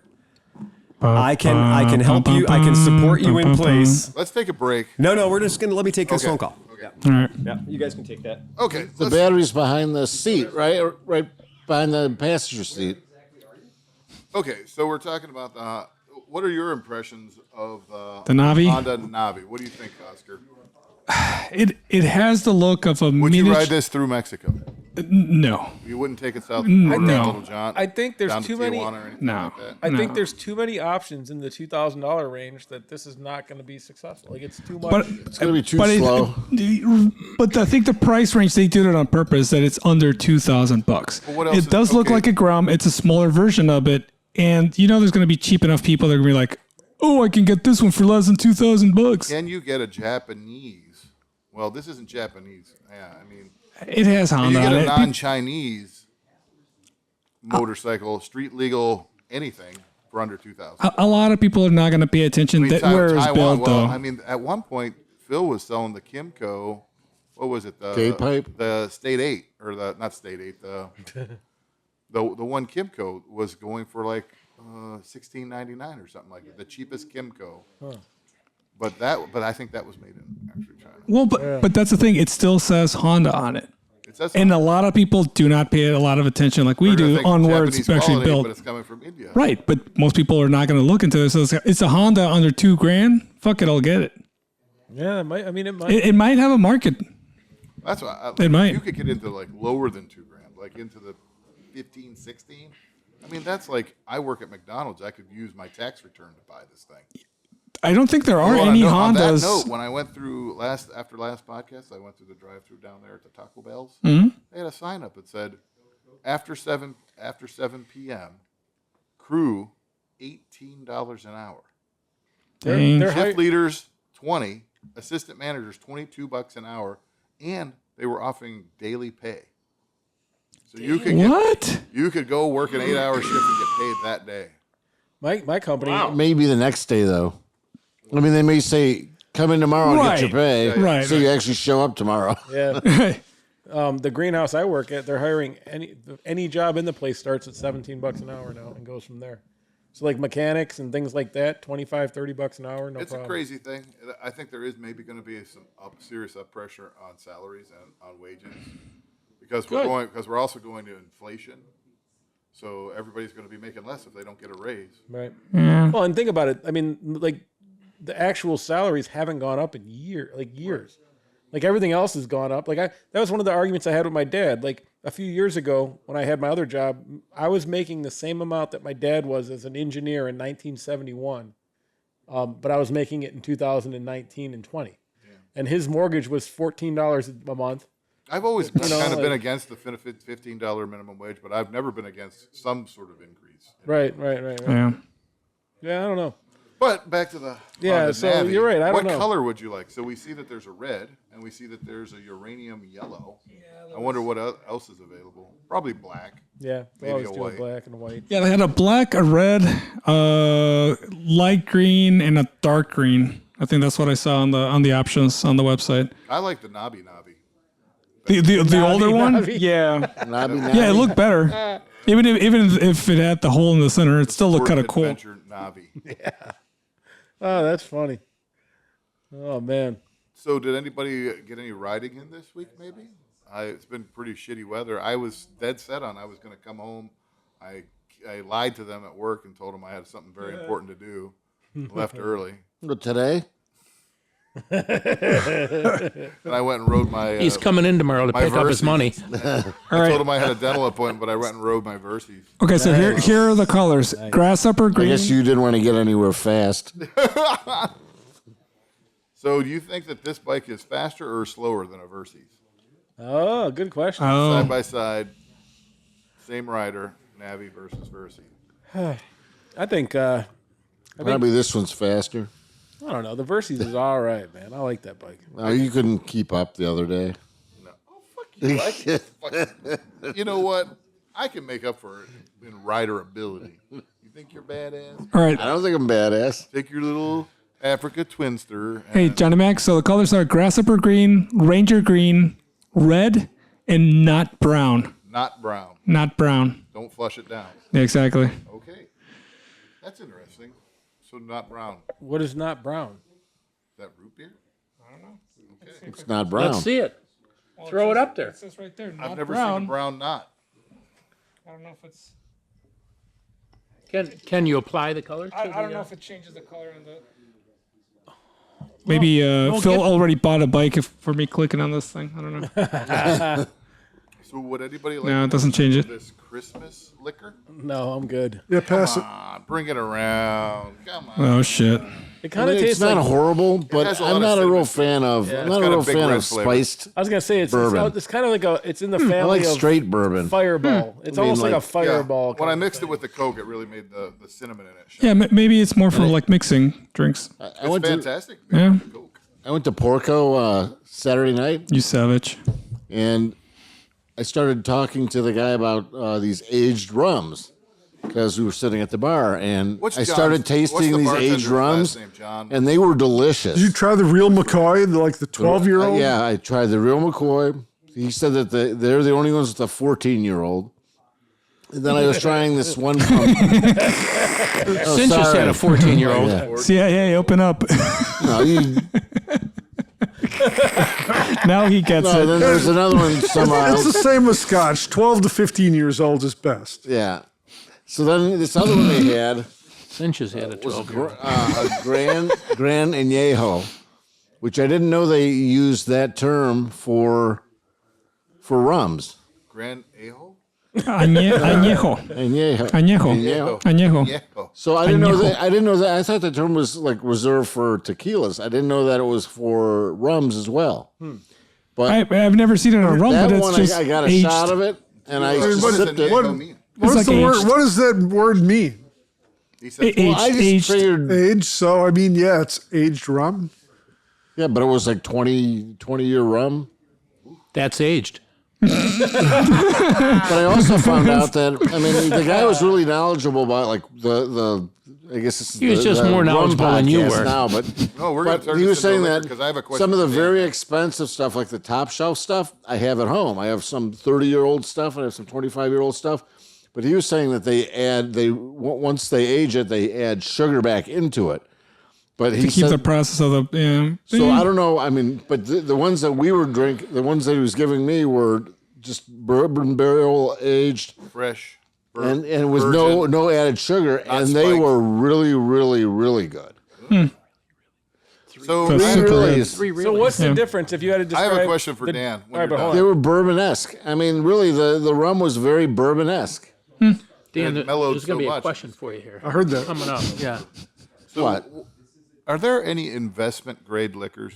If you were going to say spend, you know, what, Oh. I've got some money and I just want to invest it in liquor that I'm going to sit on, what would you buy? Oh. I think probably the time for making big money on that was 10 to 15 years ago. Well, and Because they're not going to go up as much again as they already have, I don't think. Oh. no, because production's too high. Like, Well, I mean, it's weird. There's Prices certain are things too you high right still now. can't get. Chris asked for what? The E.H. Taylor, and I mean, those things are Buffalo Trace. unobtainium. the You just good can't get them. investment grade liquors are not I available. mean, to if buy. you can get them at like state pricing, buy all you can get of Yeah.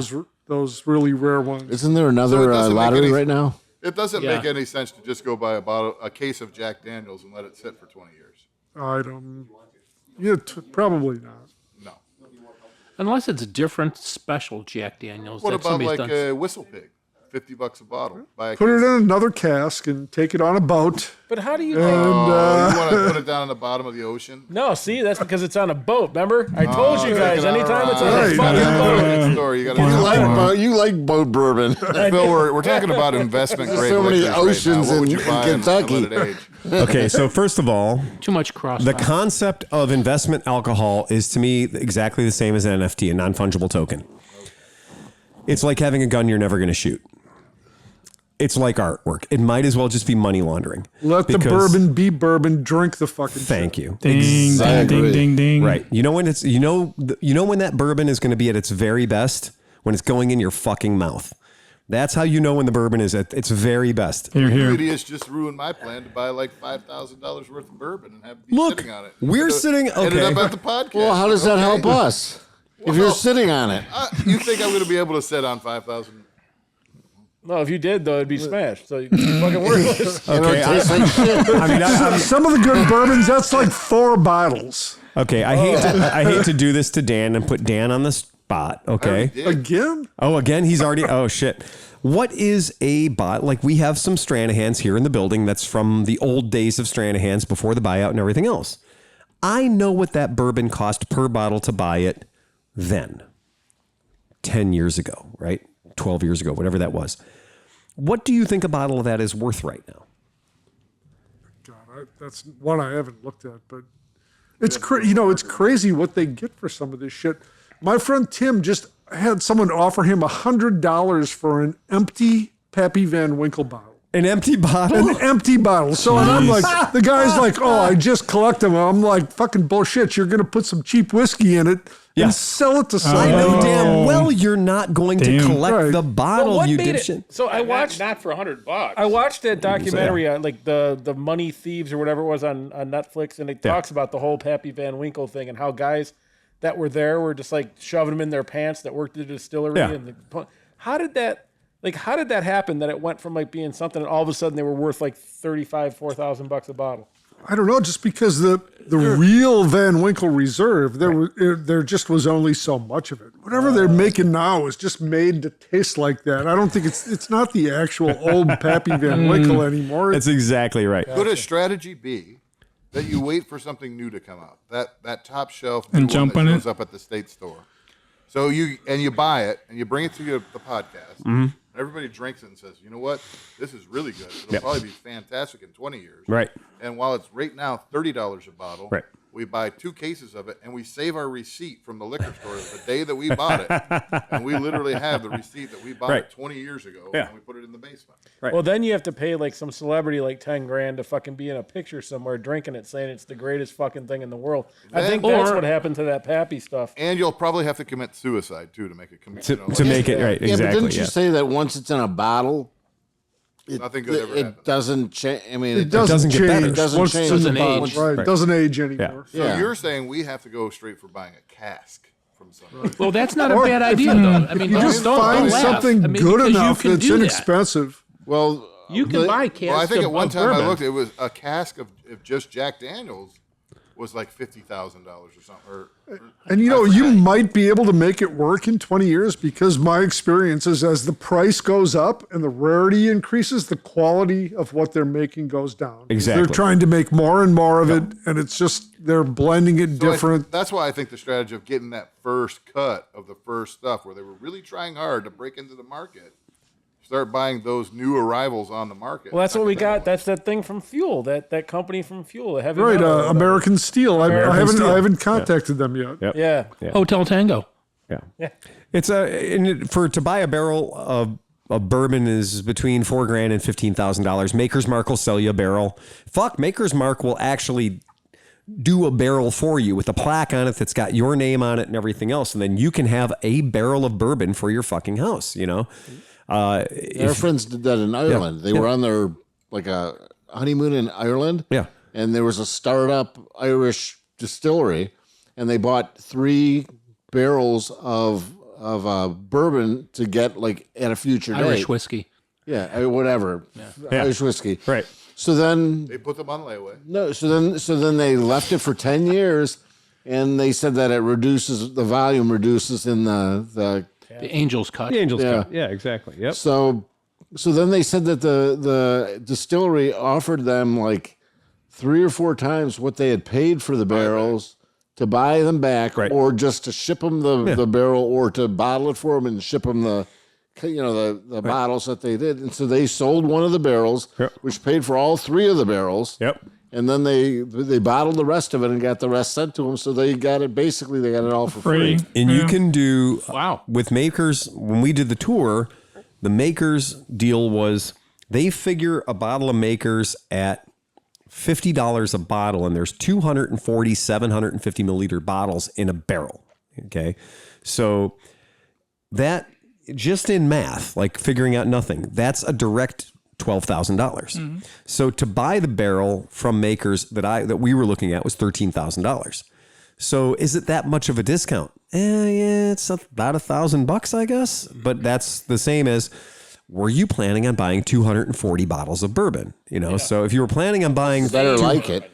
You better like the one you're drinking. The same bourbon. That's exactly right. I mean, I don't know how long it would take me to drink 240 fucking bottles of bourbon, but they damn sure wouldn't all be the same bottle. Well, but if it's still in the barrel, it's still going to age. If you're going to buy a cask, it's still in the hold barrel. on to it for 20 years. Yep. 20 years down the road, you have to be ready to roll it out, bottle it, and sell it per bottle. And what happens if bourbon does the same thing 20 years from now that it did 20 years ago?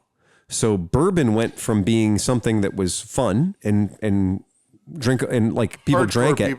Whiskey, bourbon, that was for the hardcore people. Now it's become, bourbon, give me a bourbon. Well, 20 years ago, bourbon was cheap as shit. Yeah. Like you could buy all the bourbon you wanted cheap as shit. But if anybody here is interested in buying some rare bourbons, my friend Tim bought like $1,700 worth of bourbon. Right. And the average cost per bottle he paid was $35. Right. And there's a lot of rare bottles. Rare bottles, stuff yeah. like stuff that on the black market right now is $200, $400, $500. Tell me more about black market bourbon. Well, you got to have it if you're going to buy it, and you got to have a license. You haven't even factored in the cost of the license to buy the stuff and store it and resell it. Let's think about this. Well, what about this too? Does it have to be bourbon? Could it be a rum? Aged rums are also very. This is the strange thing about market and market volatility. To collectors of anything, the value will be acknowledged and they'll know what it is. To collectors of fucking Beanie Babies, they're going to hold up a little stuffed animal and tell you this is $3,000. And you're going to say, fuck you, it's not $3,000. And the bottom of the market, I'm going to use it, Beanie Babies, those $3,000 and $4,000 Beanie Babies became $80 Beanie Babies in about a year. Yeah. Because 7 of the people that had them and said they were worth $3,000 or $4,000 sold them to fucking what I like to call suckers that paid $3,000 or $4,000 for them. They were happy they were away from that item now. They got their out, and then the market just fell right on its fucking face and went back to where it should be. Beanie Babies is an oversimplification. But bourbon did the same thing, and bourbon is in its second turn right now. It's become very popular. But in 20 years, that Beanie Baby that somebody had when they were a kid might be worth a ton of money to them because they want to relive their Beanie Baby childhood. It'll be worth $16 then.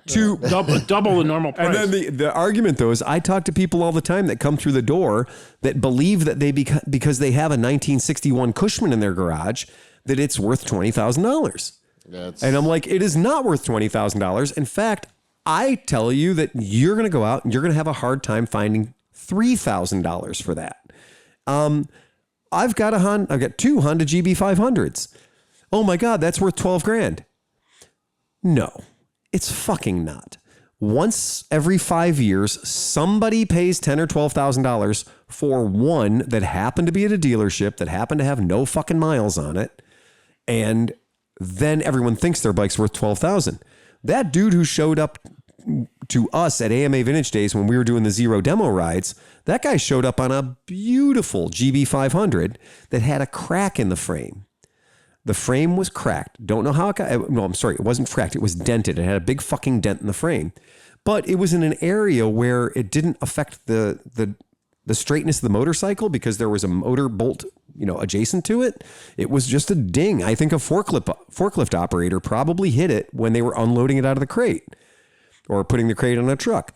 The point being, this was a fucking perfect concourse quality bike that had a little bend in the frame. the guy was riding it around, and I said, hey, how much for the GB500? And while we're looking at it, we saw the dent in the frame, and I think Emma might have even seen it. And I think he thought that it would be worth about $6,000. And he came by later and offered the same exact bike to us for $4,000 after he'd been there for 2 days when he realized he wasn't going to get 6. So yeah, sure, one may have sold, but one fucking idiot does not establish the baseline for some value of anything. You know? Look at the range of things. Like, yeah. I was looking at that. There's a high ace, exactly like the one you sold me. Yep. In Chicago. 24,500. There's no way the guy will ever get that. 5,000 for your GB500. Exactly. And that's a prime example. I laugh, but I'm serious. No, but and I would probably take you up on it because do it now, do it now, because I want to ride it. I have another one in the garage. Do it. So the correct number of GB500s to own is 1. And Dr. Waters doesn't ride her bike. I'll call it mine. I'll share it. I have to wrap my head around this. But anyway, you save her, by the way. I was rash. I was yeah. drunk. Well, you know what? I was drunk when I said that. I have witnesses. Hey, I just want to see you ride it. I want to see you get on that thing. I did look at it over there. I'm like, what is that? The monkey humping a football? He just stuck his dick in your deal. Thank you very much. Thanks. Way to fuck my deal for me. Dr. Waters was suffering what appeared to be a dead battery in a diesel vehicle. And she's over in your neighborhood. She's over in University Heights right now. Oh, okay. But you know what? I will send a rescue team right now. Don't need to. You know why? I married the right fucking woman. She got real quiet. She put her phone on speaker. She shut the fuck up. And she listened to every word I said. And she did everything I told her to do. Take control of your body now. That's exactly right. I just ghosted in. So I just verbally ghosted in, and she put her hands where she had said to, and I said, when you have that kind of control. And what I did was I told her, I was like, okay, so you understand there's 2 terminals, a negative and a positive. Yeah, she's like, I'm not stupid. All right, lick your finger. And I'm like, okay, but what you got to realize, Just check it. in that high ace, there's a hell of a lot of metal right around that battery. Mm-hmm. So now we're playing the game of operation. If the red wires It's touching the hit chassis, any of the sheet metal, you're going to be doing instant welding. Yep. It won't hurt you, but it'll get your attention. Man up, grab that fucking thing and twist it for all it's worth. She just had a loose or a dirty terminal, and then she went back to being awesome, and she's on the road. So, yeah. So best fucking wife ever. Happy birthday. Mm-hmm. Happy birthday. You know what I Happy say? birthday, baby. Let's all drink Look, to man, Dr. let's all Waters. drink to Dr. Waters. Yeah. Who's right now driving a fucking... She's driving a 26-year-old Toyota Hiace 3.0 liter diesel because I broke her fucking Hyundai Element. I love that engine. Oh, it's a great engine. But I broke her Element, so her Element's in the shop right now. The Element is in my shop right now. So, you know, I own a car shop now. So it's hilarious that my car that I own is at my car shop, but it's in line behind 13 other customer vehicles. Because Cobbler's shoes. Cobbler's shoes, motherfucker. You know what you should do someday is use a fake name and then drop a car off and say, well, your brakes are shot, the muffler's going, your windshield wiper fluid. Yeah, this is Senator so-and-so calling. Yeah, exactly. Yeah, if I want my shit to get worked on faster at my own goddamn shop, I have to say the following words. Oh, yeah, I'll pay cash. And then that shit goes right to the front of the line. Yeah. Oh, you mean I can do work and Phil's not going to find out about it? Mm-hmm. Fuck yeah. Right. So, yeah, it's God love. I married the right fucking woman. But it is hilarious that my wife, a doctorate of many things, is driving around in a beat up diesel Japanese minivan that is old. And we found out the other day, the heater doesn't work. Oh, the thermostat's stuck wide open. Why? So you could, all the cars that you get from Put Japan. cardboard in front of the radiator. That's the trick. The trick is put cardboard in front of the radiator and cheat the whole system. But yes, the cars from Japan, I think the reason that the thermostats are stuck is I bet you they sit for a real fucking long time before we buy them. And any vehicle that sits for a long time, the thermostat is, especially a motorcycle. Yep, exactly. Well, no, usually the thermostats are stuck in the open position. I'm a professional. I own an RV. Yeah. Because both of them, the highest and the town, they said stuck. Look, I have Thermostats. probably out of the 45 or 50 vehicles I've imported from Japan, I'd say a solid 50% of them have had thermostats stuck in the open position. I have a question, but I'd like to stop recording for 15 seconds. You can't do that. It fucks up everything. Okay, I'll wait till the end. All right. Ask it. You can ask it. No, I can't. Why? Oh. Okay. All right. I respect that. Can you write it down? No, I'll text it. Oh, text it. That's a there good you go. idea. Excellent. Yeah. Text it. So the but if you will, I think this text is only going to go to one person. The Dr. Waters. Dr. Waters. Why is it purple? Should I got it looked at? I used to read it on the podcast. Right. So what is fucking hilarious is Oscar and I did fluid film. And I fluid filmed 8 vehicles yesterday. Nice. And fluid film is what happens when you squeeze a sheep really hard. Okay? So In if the you right take spot. a sheep and just squeeze the shit out of it, what comes out of it is fluid film, right? And I like that smell, oddly enough. I love it. I am sheepy. Do you know what? To me, the smell of fluid film is the smell of things not rusting. It is the smell of me getting under my vehicle and having to open up a transmission cover and not breaking off 4 bolts. Fluid film makes, and you saw it, 2008 truck with hundreds, plural, of thousands of miles on it. It looks like a brand new truck. Brand fucking new. Underneath it, if that thing rolled off the assembly line yesterday, you couldn't have So clean. showed us that it didn't. And when we did Kevin's CRV, we did Kevin's CRV last year. We fluid filmed it, and it was pretty fucking ashy. I mean, it was dry. It was rusty as fuck. It was a typical 10-year-old CRV in a Cleveland salty environment. So it looked pretty bad under there. But we fluid filmed the piss out of it last year. And when we do fluid film at our house, we don't spare the horses.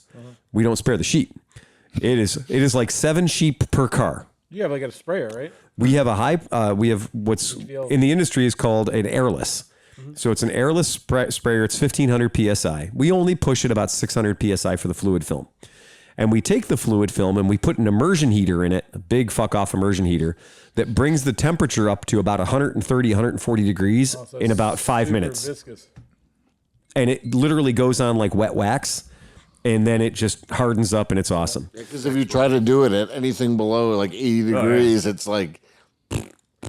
Yeah, exactly. Yeah. They say after 2 years, too, after 2 solid layers of that stuff, you almost don't have to do it anymore. It's right? I'm enjoying it even more. Yeah, exactly. Tastes better, doesn't it? So but that is the magic of fluid film is we tried it the hard way. I'm going to tell you my history with this fucking product. I was telling Oscar is laying out on the ground in front of our Lakewood store with 2 wheels of the car up on the curb. Yeah. So put 2 wheels of the car up on the curb. That lifts the car up a little bit more. Sure. And then put the floor jack on the left side of the car. And that's poor man's lift. Yep. And then I would get in my coveralls and I would lay under the car and I would have a Wagner power painter, which is also known as how to go deaf in 1 second. Yeah. There is nothing louder on the planet than a Wagner power painter except for a Harbor Freight power painter. Oh, shit. And I had the Harbor Freight power painter. And so you then have to take the fluid film, which is very thick. It's like pudding. It's like butterscotch pudding. Well, it's a type B, right? Yeah. I mean, there's type A and there's type B. I don't know. I've been working with polymer a lot the last couple of days. Oh. Same thing. And this shit is so viscous that you can actually grab a handful of fluid film. You can grab it. It's like custard. It's custard. Yes. Exactly. Yep. And Polymer is more like grabbing a handful of cum. Yeah, that's it. Yeah. You just can't hang on to it. Well, you can grab a handful of fluid film. But so the old way to do it is I wasn't heating it. I was actually adding vegetable oil to it to cut it and make it thin enough that the power painter could spray it. And then somebody was like, you're being a dumbass. They got fluid film A, which is oil, which is... But it doesn't stick as well. It does not stick. In Pennsylvania, they're using chicken wing grease. They add a catalyst to it and something else. Yep. And they also add something to keep animals from wanting to eat it. Okay. Good point. Well, Squirrels? Funny you say that. Funny you should mention that. Okay. So, as it happens, we all talked about my favorite mousetrap. Chris, did you get yours yet? You got 2 of those traps? You bought 2 of those, and it's a 5-gallon bucket with we call it the world's worst water slide. It's a 5-gallon bucket with a ramp that goes up to the top. Habit trail to hell. It's a happy trail to hell, the habit trail of hell. And then the mouse goes onto a tippy slide and the mouse goes in the tippy slide. He falls in the bucket. He can't get out of the bucket. Now, do you have water in the bottom of your bucket? Actually, we electrified it. Jesus. Yeah. Okay. No, So we haven't used it yet. you haven't used it. Yeah, Okay. we'll probably. Phosphoric acid. Right. So I can tell you how effective fluid film Sodium is. hydroxide. Fluid film is edible. You know, people are always like, well, is this stuff dangerous? Is it, can it harm you? No, it's fucking edible. It's just sheep squeezed out.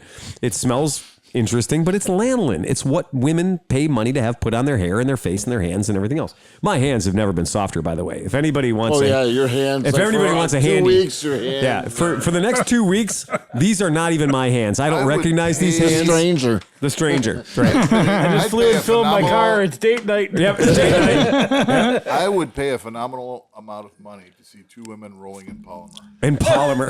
Jesus Christ. You talk about Jello wrestling? Yeah, It would be better. that's the next level. No, it would be better in fluid film because polymer smells too chemical. It smells like chemicals, but the thing with polymer is there's Take some absolutely video and show you. You'll understand. zero coefficient of drag. Like with polymer, there is no friction. Friction does not exist. With fluid film too, You hose Oh, it, it's slippery. it makes more. One drop. Yeah, if you get one drop on your Yeah. hand, Oh, yeah. everything is like. it's all slime. Yeah. Fluid film is far more manageable, but it is very funny that for the next 2 weeks, my wife is going to be saying things like, why did you do that to my car?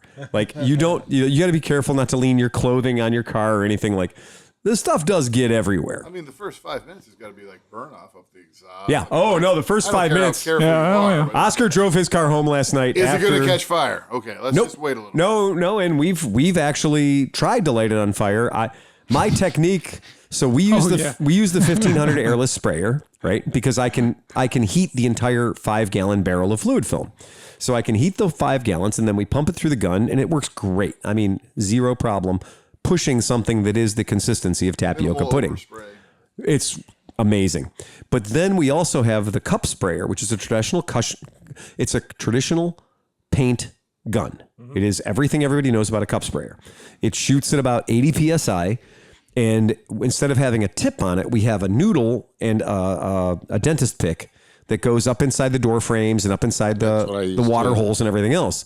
So one guy can be doing all the fine spots, the little things, the little mouse holes or even smaller, right? Mm-hmm. All the places where the big gun isn't going to hit. So that guy's going around with a compressor. Now that makes the compressor run, which is super annoying. But anyway.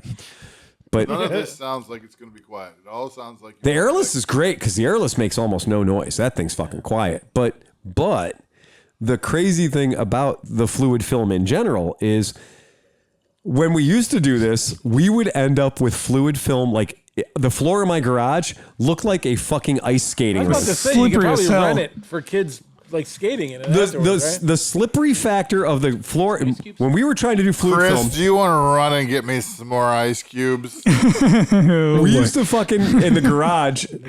We would try to do fucking fluid film, and after the first car, we'd be on our ass. Yeah. So I went and garbage picked some carpeting the next year and put cheap carpeting under there so we can stand upright. But now with our new system, we don't have hardly any overspray, and we also have for a 5-gallon barrel, which is $100 or so. For a 5-gallon barrel, we can now do easily 5 cars. So we can knock about out a gallon a car. Yeah, roughly. and we've kind of got it trimmed down. And when we do these things, they are dripping wet. Like there's no doubt. You might as well have driven through a fucking lake of fluid film for as heavy as we hit them. I love taking it. You take it to a mechanic. So I took my car in for something. Yeah. Like right after I fluid filmed it, and he's like, "You have a severe oil leak. Yes. Your whole car is leaking oil. The whole underbody of your car is covered in oil."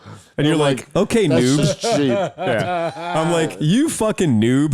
That's Right. when you just turn around and go, "You're not the right garage for it." Right, that's dude. exactly it. You Because can't tell the difference any between mechanic a fucking in the oil world. leak. Oh, you touch fluid film 3 years after it's been put on, the stuff's anaerobic. It never stops moving. Right. It's liquid. That's why it's awesome. That's why rust can't form. But you can touch fluid film 3, 4, 5 years later, and it still smells 100% potency. Well, so I had fluid film from 2 years ago because I buy this shit. I buy a lot of it. Yeah.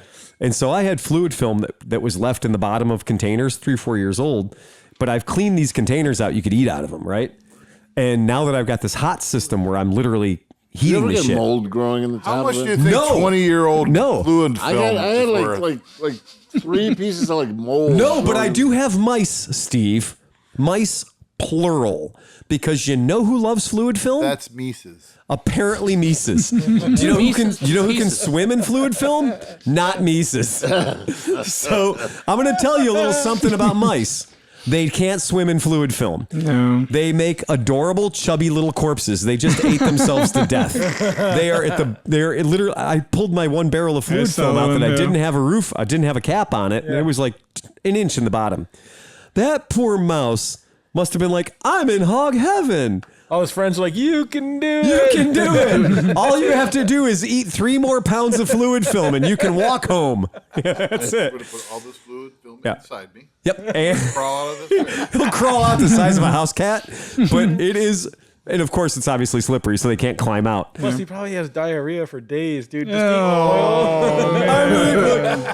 My buddy Fluid Lucky. film in, fluid This is a film shout out. out to Lucky Monroe. Lucky Monroe. Lucky the pain-proof man. Lucky the pain-proof man. We're going to pull him up on the screen because he's a fucking hero and we Real should quick, do I'd that. like a big cheers to Ralph.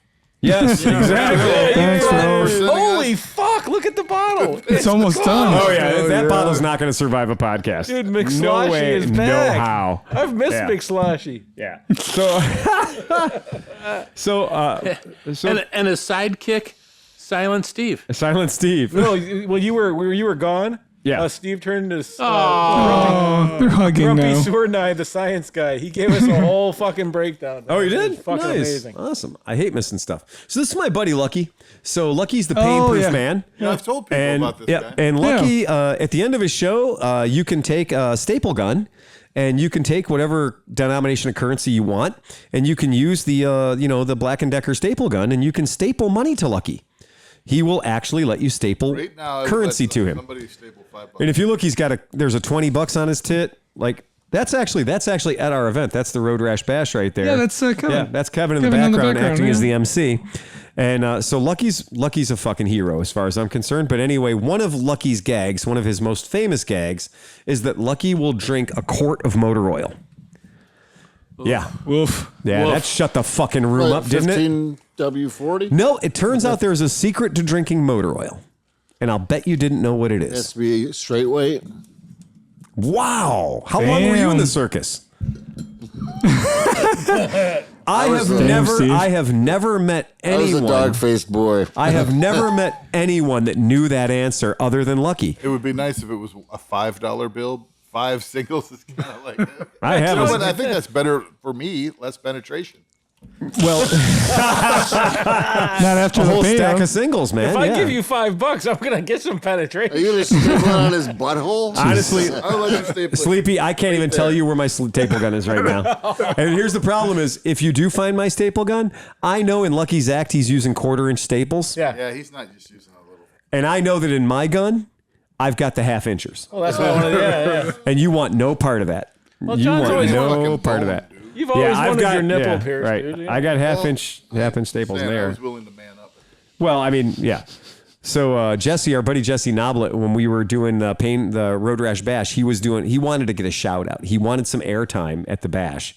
So he wanted some airtime, and he grabbed the mic when Lucky was doing his set. Oh, So no. when Lucky's doing his set, Jesse grabbed the mic and was like, "Hey, by the way, Mods versus Rockers is coming up," and da da da da da da. And I was like, party foul. So, but I was like, shit, man. And I know Jesse had a few wobbly pops in him and stuff, so he was just feeling the love. But just the same, Lucky's my friend, and I can't have anybody step on my friend's set. I mean, Oh, well, I apologize. I was not trying to steal Lucky's thunder. no, but here's the thing is, in the moment, Lucky's got a whole patter. Like, Lucky does an hour-long show. And you don't need some jagoff coming into the middle of your hour-long show and having a fucking promotional event, right? But what about having a staple off? Well, it turns out that The punishment. I thought that the punishment for stepping on Lucky's show is that Jesse should have to staple a 20 onto Lucky, and then Lucky got to staple one onto Jesse. Fair turnabout. And Jesse was like, "Yeah, that's cool." He would. And Jesse's got a whole bunch of Oh, yeah. tattoos. So that- yeah. you watched Jesse go from being like, "Yeah, that's cool," to being like, "Oh shit, this is serious." As the The staple biggest gun got mistake. closer and closer to his chest, and biggest mistake of my and life. it was pretty fun. But you know what? When you see somebody that's a trained sideshow professional. Like they know what they're doing. He's managed to compartmentalize his pain. Exactly. And they know what they're doing. It hurts. I put a quarter-inch staple into my thigh once by accident. Yeah. Because, like you're working and you might have well, you had 10 or 12 beers and you're in the garage and you're stapling like, shit. I could staple on the workbench or I'll just hold it here in my crotch. That's it. And it's like, bam. And I'm like, oh, it's no joke, man. I regret so much right now. I regret so much. So, but that's a funny thing. But the trick is, the oil that he drinks is it's single viscosity, non-detergent. I did not know that. That's the safest oil you could possibly get. I'm sure it's still not good for you. He's still going to shit his brains I was out going to for say, like days. Keeps the mail moving. Look, okay. Keeps the John moving. Okay. If I eat a quart of ice cream, that's still 2 pounds of ice cream that comes out of me. If I drink a quart of motor oil, that's 2 pounds of motor oil that's got to come out of me. Well, I mean, you can Imagine the rust that you're going to cut down on in your innards. Mineral oil is a laxative. I mean, baby oil, you can Castor drink it. oil. Castor oil. Remember all the You're old supposed to things be with able the to take spoon. one of those bottles of So how do you chug make away, it to the end but of then your it makes act? shit you at. How do you make Yeah. it to the end of your act? That's the closer, folks. That would be my Control. That's That'd be the the end of closer. my act. It'd be I'm like, not going to drink a okay, quart of motor I just oil. drank a quart of motor oil. Ready for this? I would turn around, face the crowd, pull my pants. Now all of a sudden you're in brass against. Yeah. I get that. That was the best promotion ever. Yeah, I just like how I could not find a real video. It's easy to find. I Yeah. tried. I didn't dig it. Oh, you're she saying I did didn't not tinkle. She was like a fucking horse. The after- joke was hilarious. Oh, She's yeah. like, I'm going to drink this bottle of water and then I'm going to have to. No, she peed out 17 bottles of water. Yeah. She's apparently part camel. No, was you that saw the full unedited, unblacked out. version? Oh, yeah. We'll find it for you later. Yeah. Thank Yeah. you. It's no Really, joke, I need dude. to see that. It's no joke. No, but like, Yeah. did the guy have a camera or a cup? It's a can. It's a cup. So it was a setup. No, this He guy volunteered. was Oh, he saw an opportunity. he presented himself as being, I'm going to put a can in my head and you can piss in it and whatever. And I believe her reaction to that was, shut up, asshole. Lay down. And then I'm gonna piss all no. over you. Shut up, asshole. And then he probably throughout the course of the concert, and she said, shut up, asshole. And then people that reported in said like the guy was making himself available. Gotcha. And then she eventually She said she actually had to go at some point. Well, I She's guess like, during you know the what? set, you kept I gotta hearing- piss. Yeah. I'm in the middle of this. Come on. This asshole wants to be pissed on. she Here didn't fucking go. do it lovingly. No, and the And thing she is, did not though, ask him to leave the stage in a loving fashion. She's pretty hot, though. I think. I mean, I'm not gonna lie. His view was not a bad view Who's for a this? minute. Who are Again. you talking about? We'll cover it later. Yeah. We'll cover it later. It's You know, but it's there's- if you type brass against brass like brass wind instruments.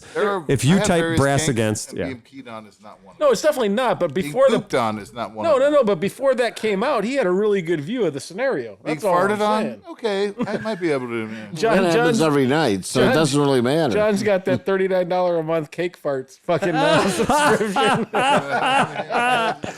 Yeah, I'm going to simply say that what it has done is it has taken brass against from being a third or fourth tier, Yeah.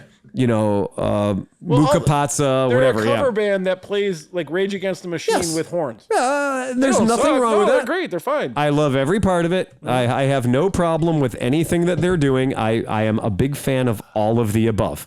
But what I can tell That's you a is spray there. what I can tell you is Holy cow, that's like a shower head. what I can tell you is that it is great for. I mean, it is fucking fantastic for their SEO. So, Right. Just to be clear, Yeah. Rage Against Brass is like Brass Rage Against the against, Machine. yeah, right. Brass but against. Brass Against the Machine. So it's sort of like Rage Against the Machine, but with brass. Well, no, I'm just saying they do a whole bunch of different covers. Right. Rage Against the Yep. Machine, Red Hot Chili Peppers, like all this different shit. Yeah. But they got trombones, tubas, and fucking whatever else. The rusty trombone. That's right. Yeah, their trombones look pretty fresh. But it is, and I guess Rusty tuba? But I guess here, I mean, but to tell you how effective it is, we're talking about it on a motorcycle podcast. True. In Cleveland, goddamn Ohio. Right. So Sophia. So that raises it to an extremely high level. Sophia has been. This has truly paid off. Well, they said I was listening to a radio. Invite her to a podcast. I was listening to a radio show that was talking about this, and they said Like, like, up on your head. I'm gonna tell you right now, based on the interviews I've seen and everything, she was a I'm volunteering contestant Chris to be peed on. on The Voice. yeah. But the thing is their say their no. band views went from like 6,000 Is she vaccinated? per video to like 1 million per video. No, I in went to 2 the days. YouTube because I listen to a lot of these horn covers, brass covers. I mean, one of my favorite things is if you go into YouTube and type in punk rock mariachi, Yeah. it'll change your fucking world. Yeah. But anyway, Let me go get my guitar. yes, exactly. Yeah. No, he wants to go get his guitar. Yes, well, this is all, and this Brass Against their YouTube videos I'll have be right back. just gone fucking crazy. So yay, good for them. And I love the fact that the news story wasn't that she peed on a fan. The news story was that she came out and apologized for peeing on the fan. And there's a I band. think that's mighty nice of her, and that makes up for a lot. And I think you should just. Well, the whole rest of the band was like, I was in the this is moment. not I us. felt like I had to do The this. whole rest of the band is like, I got to call my church group right now. yeah. Right. The guy's like, one guy's a teacher. But what My is valves are rusting. what is He hilarious was a teacher. was a teacher. What I think is hilarious about what I think is funny about this entire thing is that, I've been to, there's a band called the Dwarves. Okay. Dwarves like little people. So the band called the Dwarves will throw feces into the audience. Oh, good. Okay? Like if you've been like, oh, I've been to a G.G. Allen show. I know how shit gets weird. No, you don't. You don't know how shit gets weird. A G.G. Allen show is a little bit weird, a little bit out of control, and you're like, damn, that just happened. Dwarves They were. show, right? Yeah, Dwarves show. That shit's fucked up. What is he singing? You just turned me off. All right, no. He turned you up. God damn it! Please turn him off. That was me. You turned me off. Oh, okay. Turn him Turn off. Here, John. Okay. So anyway, So, but here's my thing on peeing in public. Here's my thing on peeing in public. Right. It shouldn't be all that big of a deal. It's a very fucking natural thing. Yeah, exactly. And in some countries, it's not like a woman could go over here behind like a fucking and just pee. Yeah, but she's peeing in the dude's mouth, dude. Well, I get it. I that's get a little that, but kink. it's not really. actually, do you want to know where I got pissed?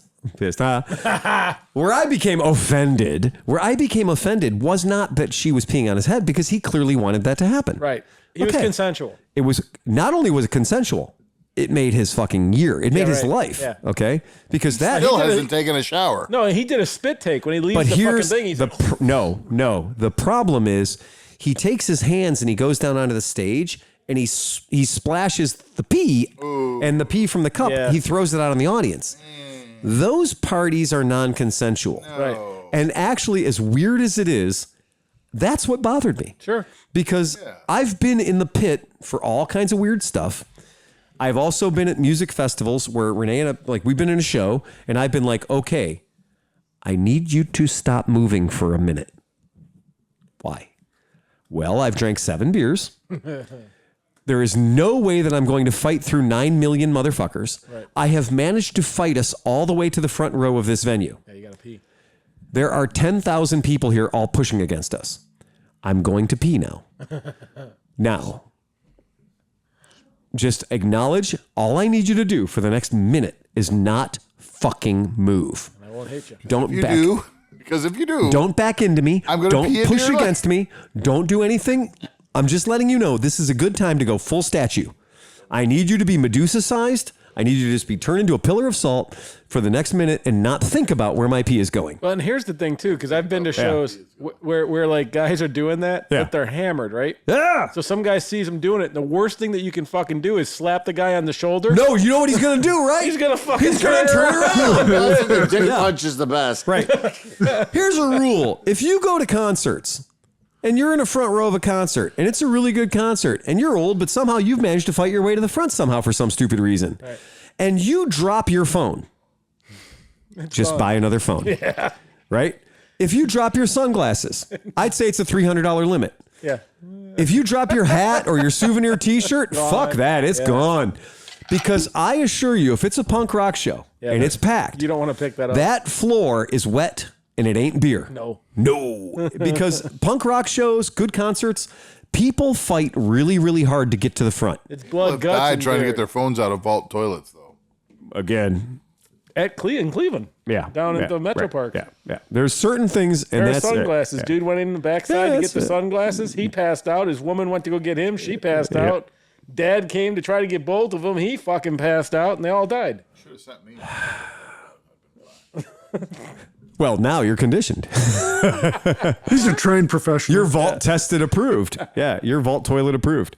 So anyway, I thought that was Confined space. confined spaces, Need no three problem. people, tripod. I've got pictures. I Harness. sent the one picture to my brother, and he's like, "Where's your respirator?" Yeah, exactly.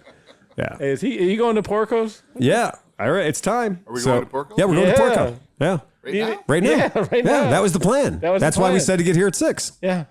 Yeah. That's why I can't it. believe you I sucked gotta down. stop. I gotta stop home and get my allowance first. Oh, okay. All right. I can Unless cover you. you're I'll cover taking you. care of I'll cover you. Let's fucking Yeah, go. take care of everybody. All right. Ready to go. All right. So you guys, anybody got anything else? No, Porco's. Ride fast and take chances. We're going to Porco. Ba, ba, ba, ba.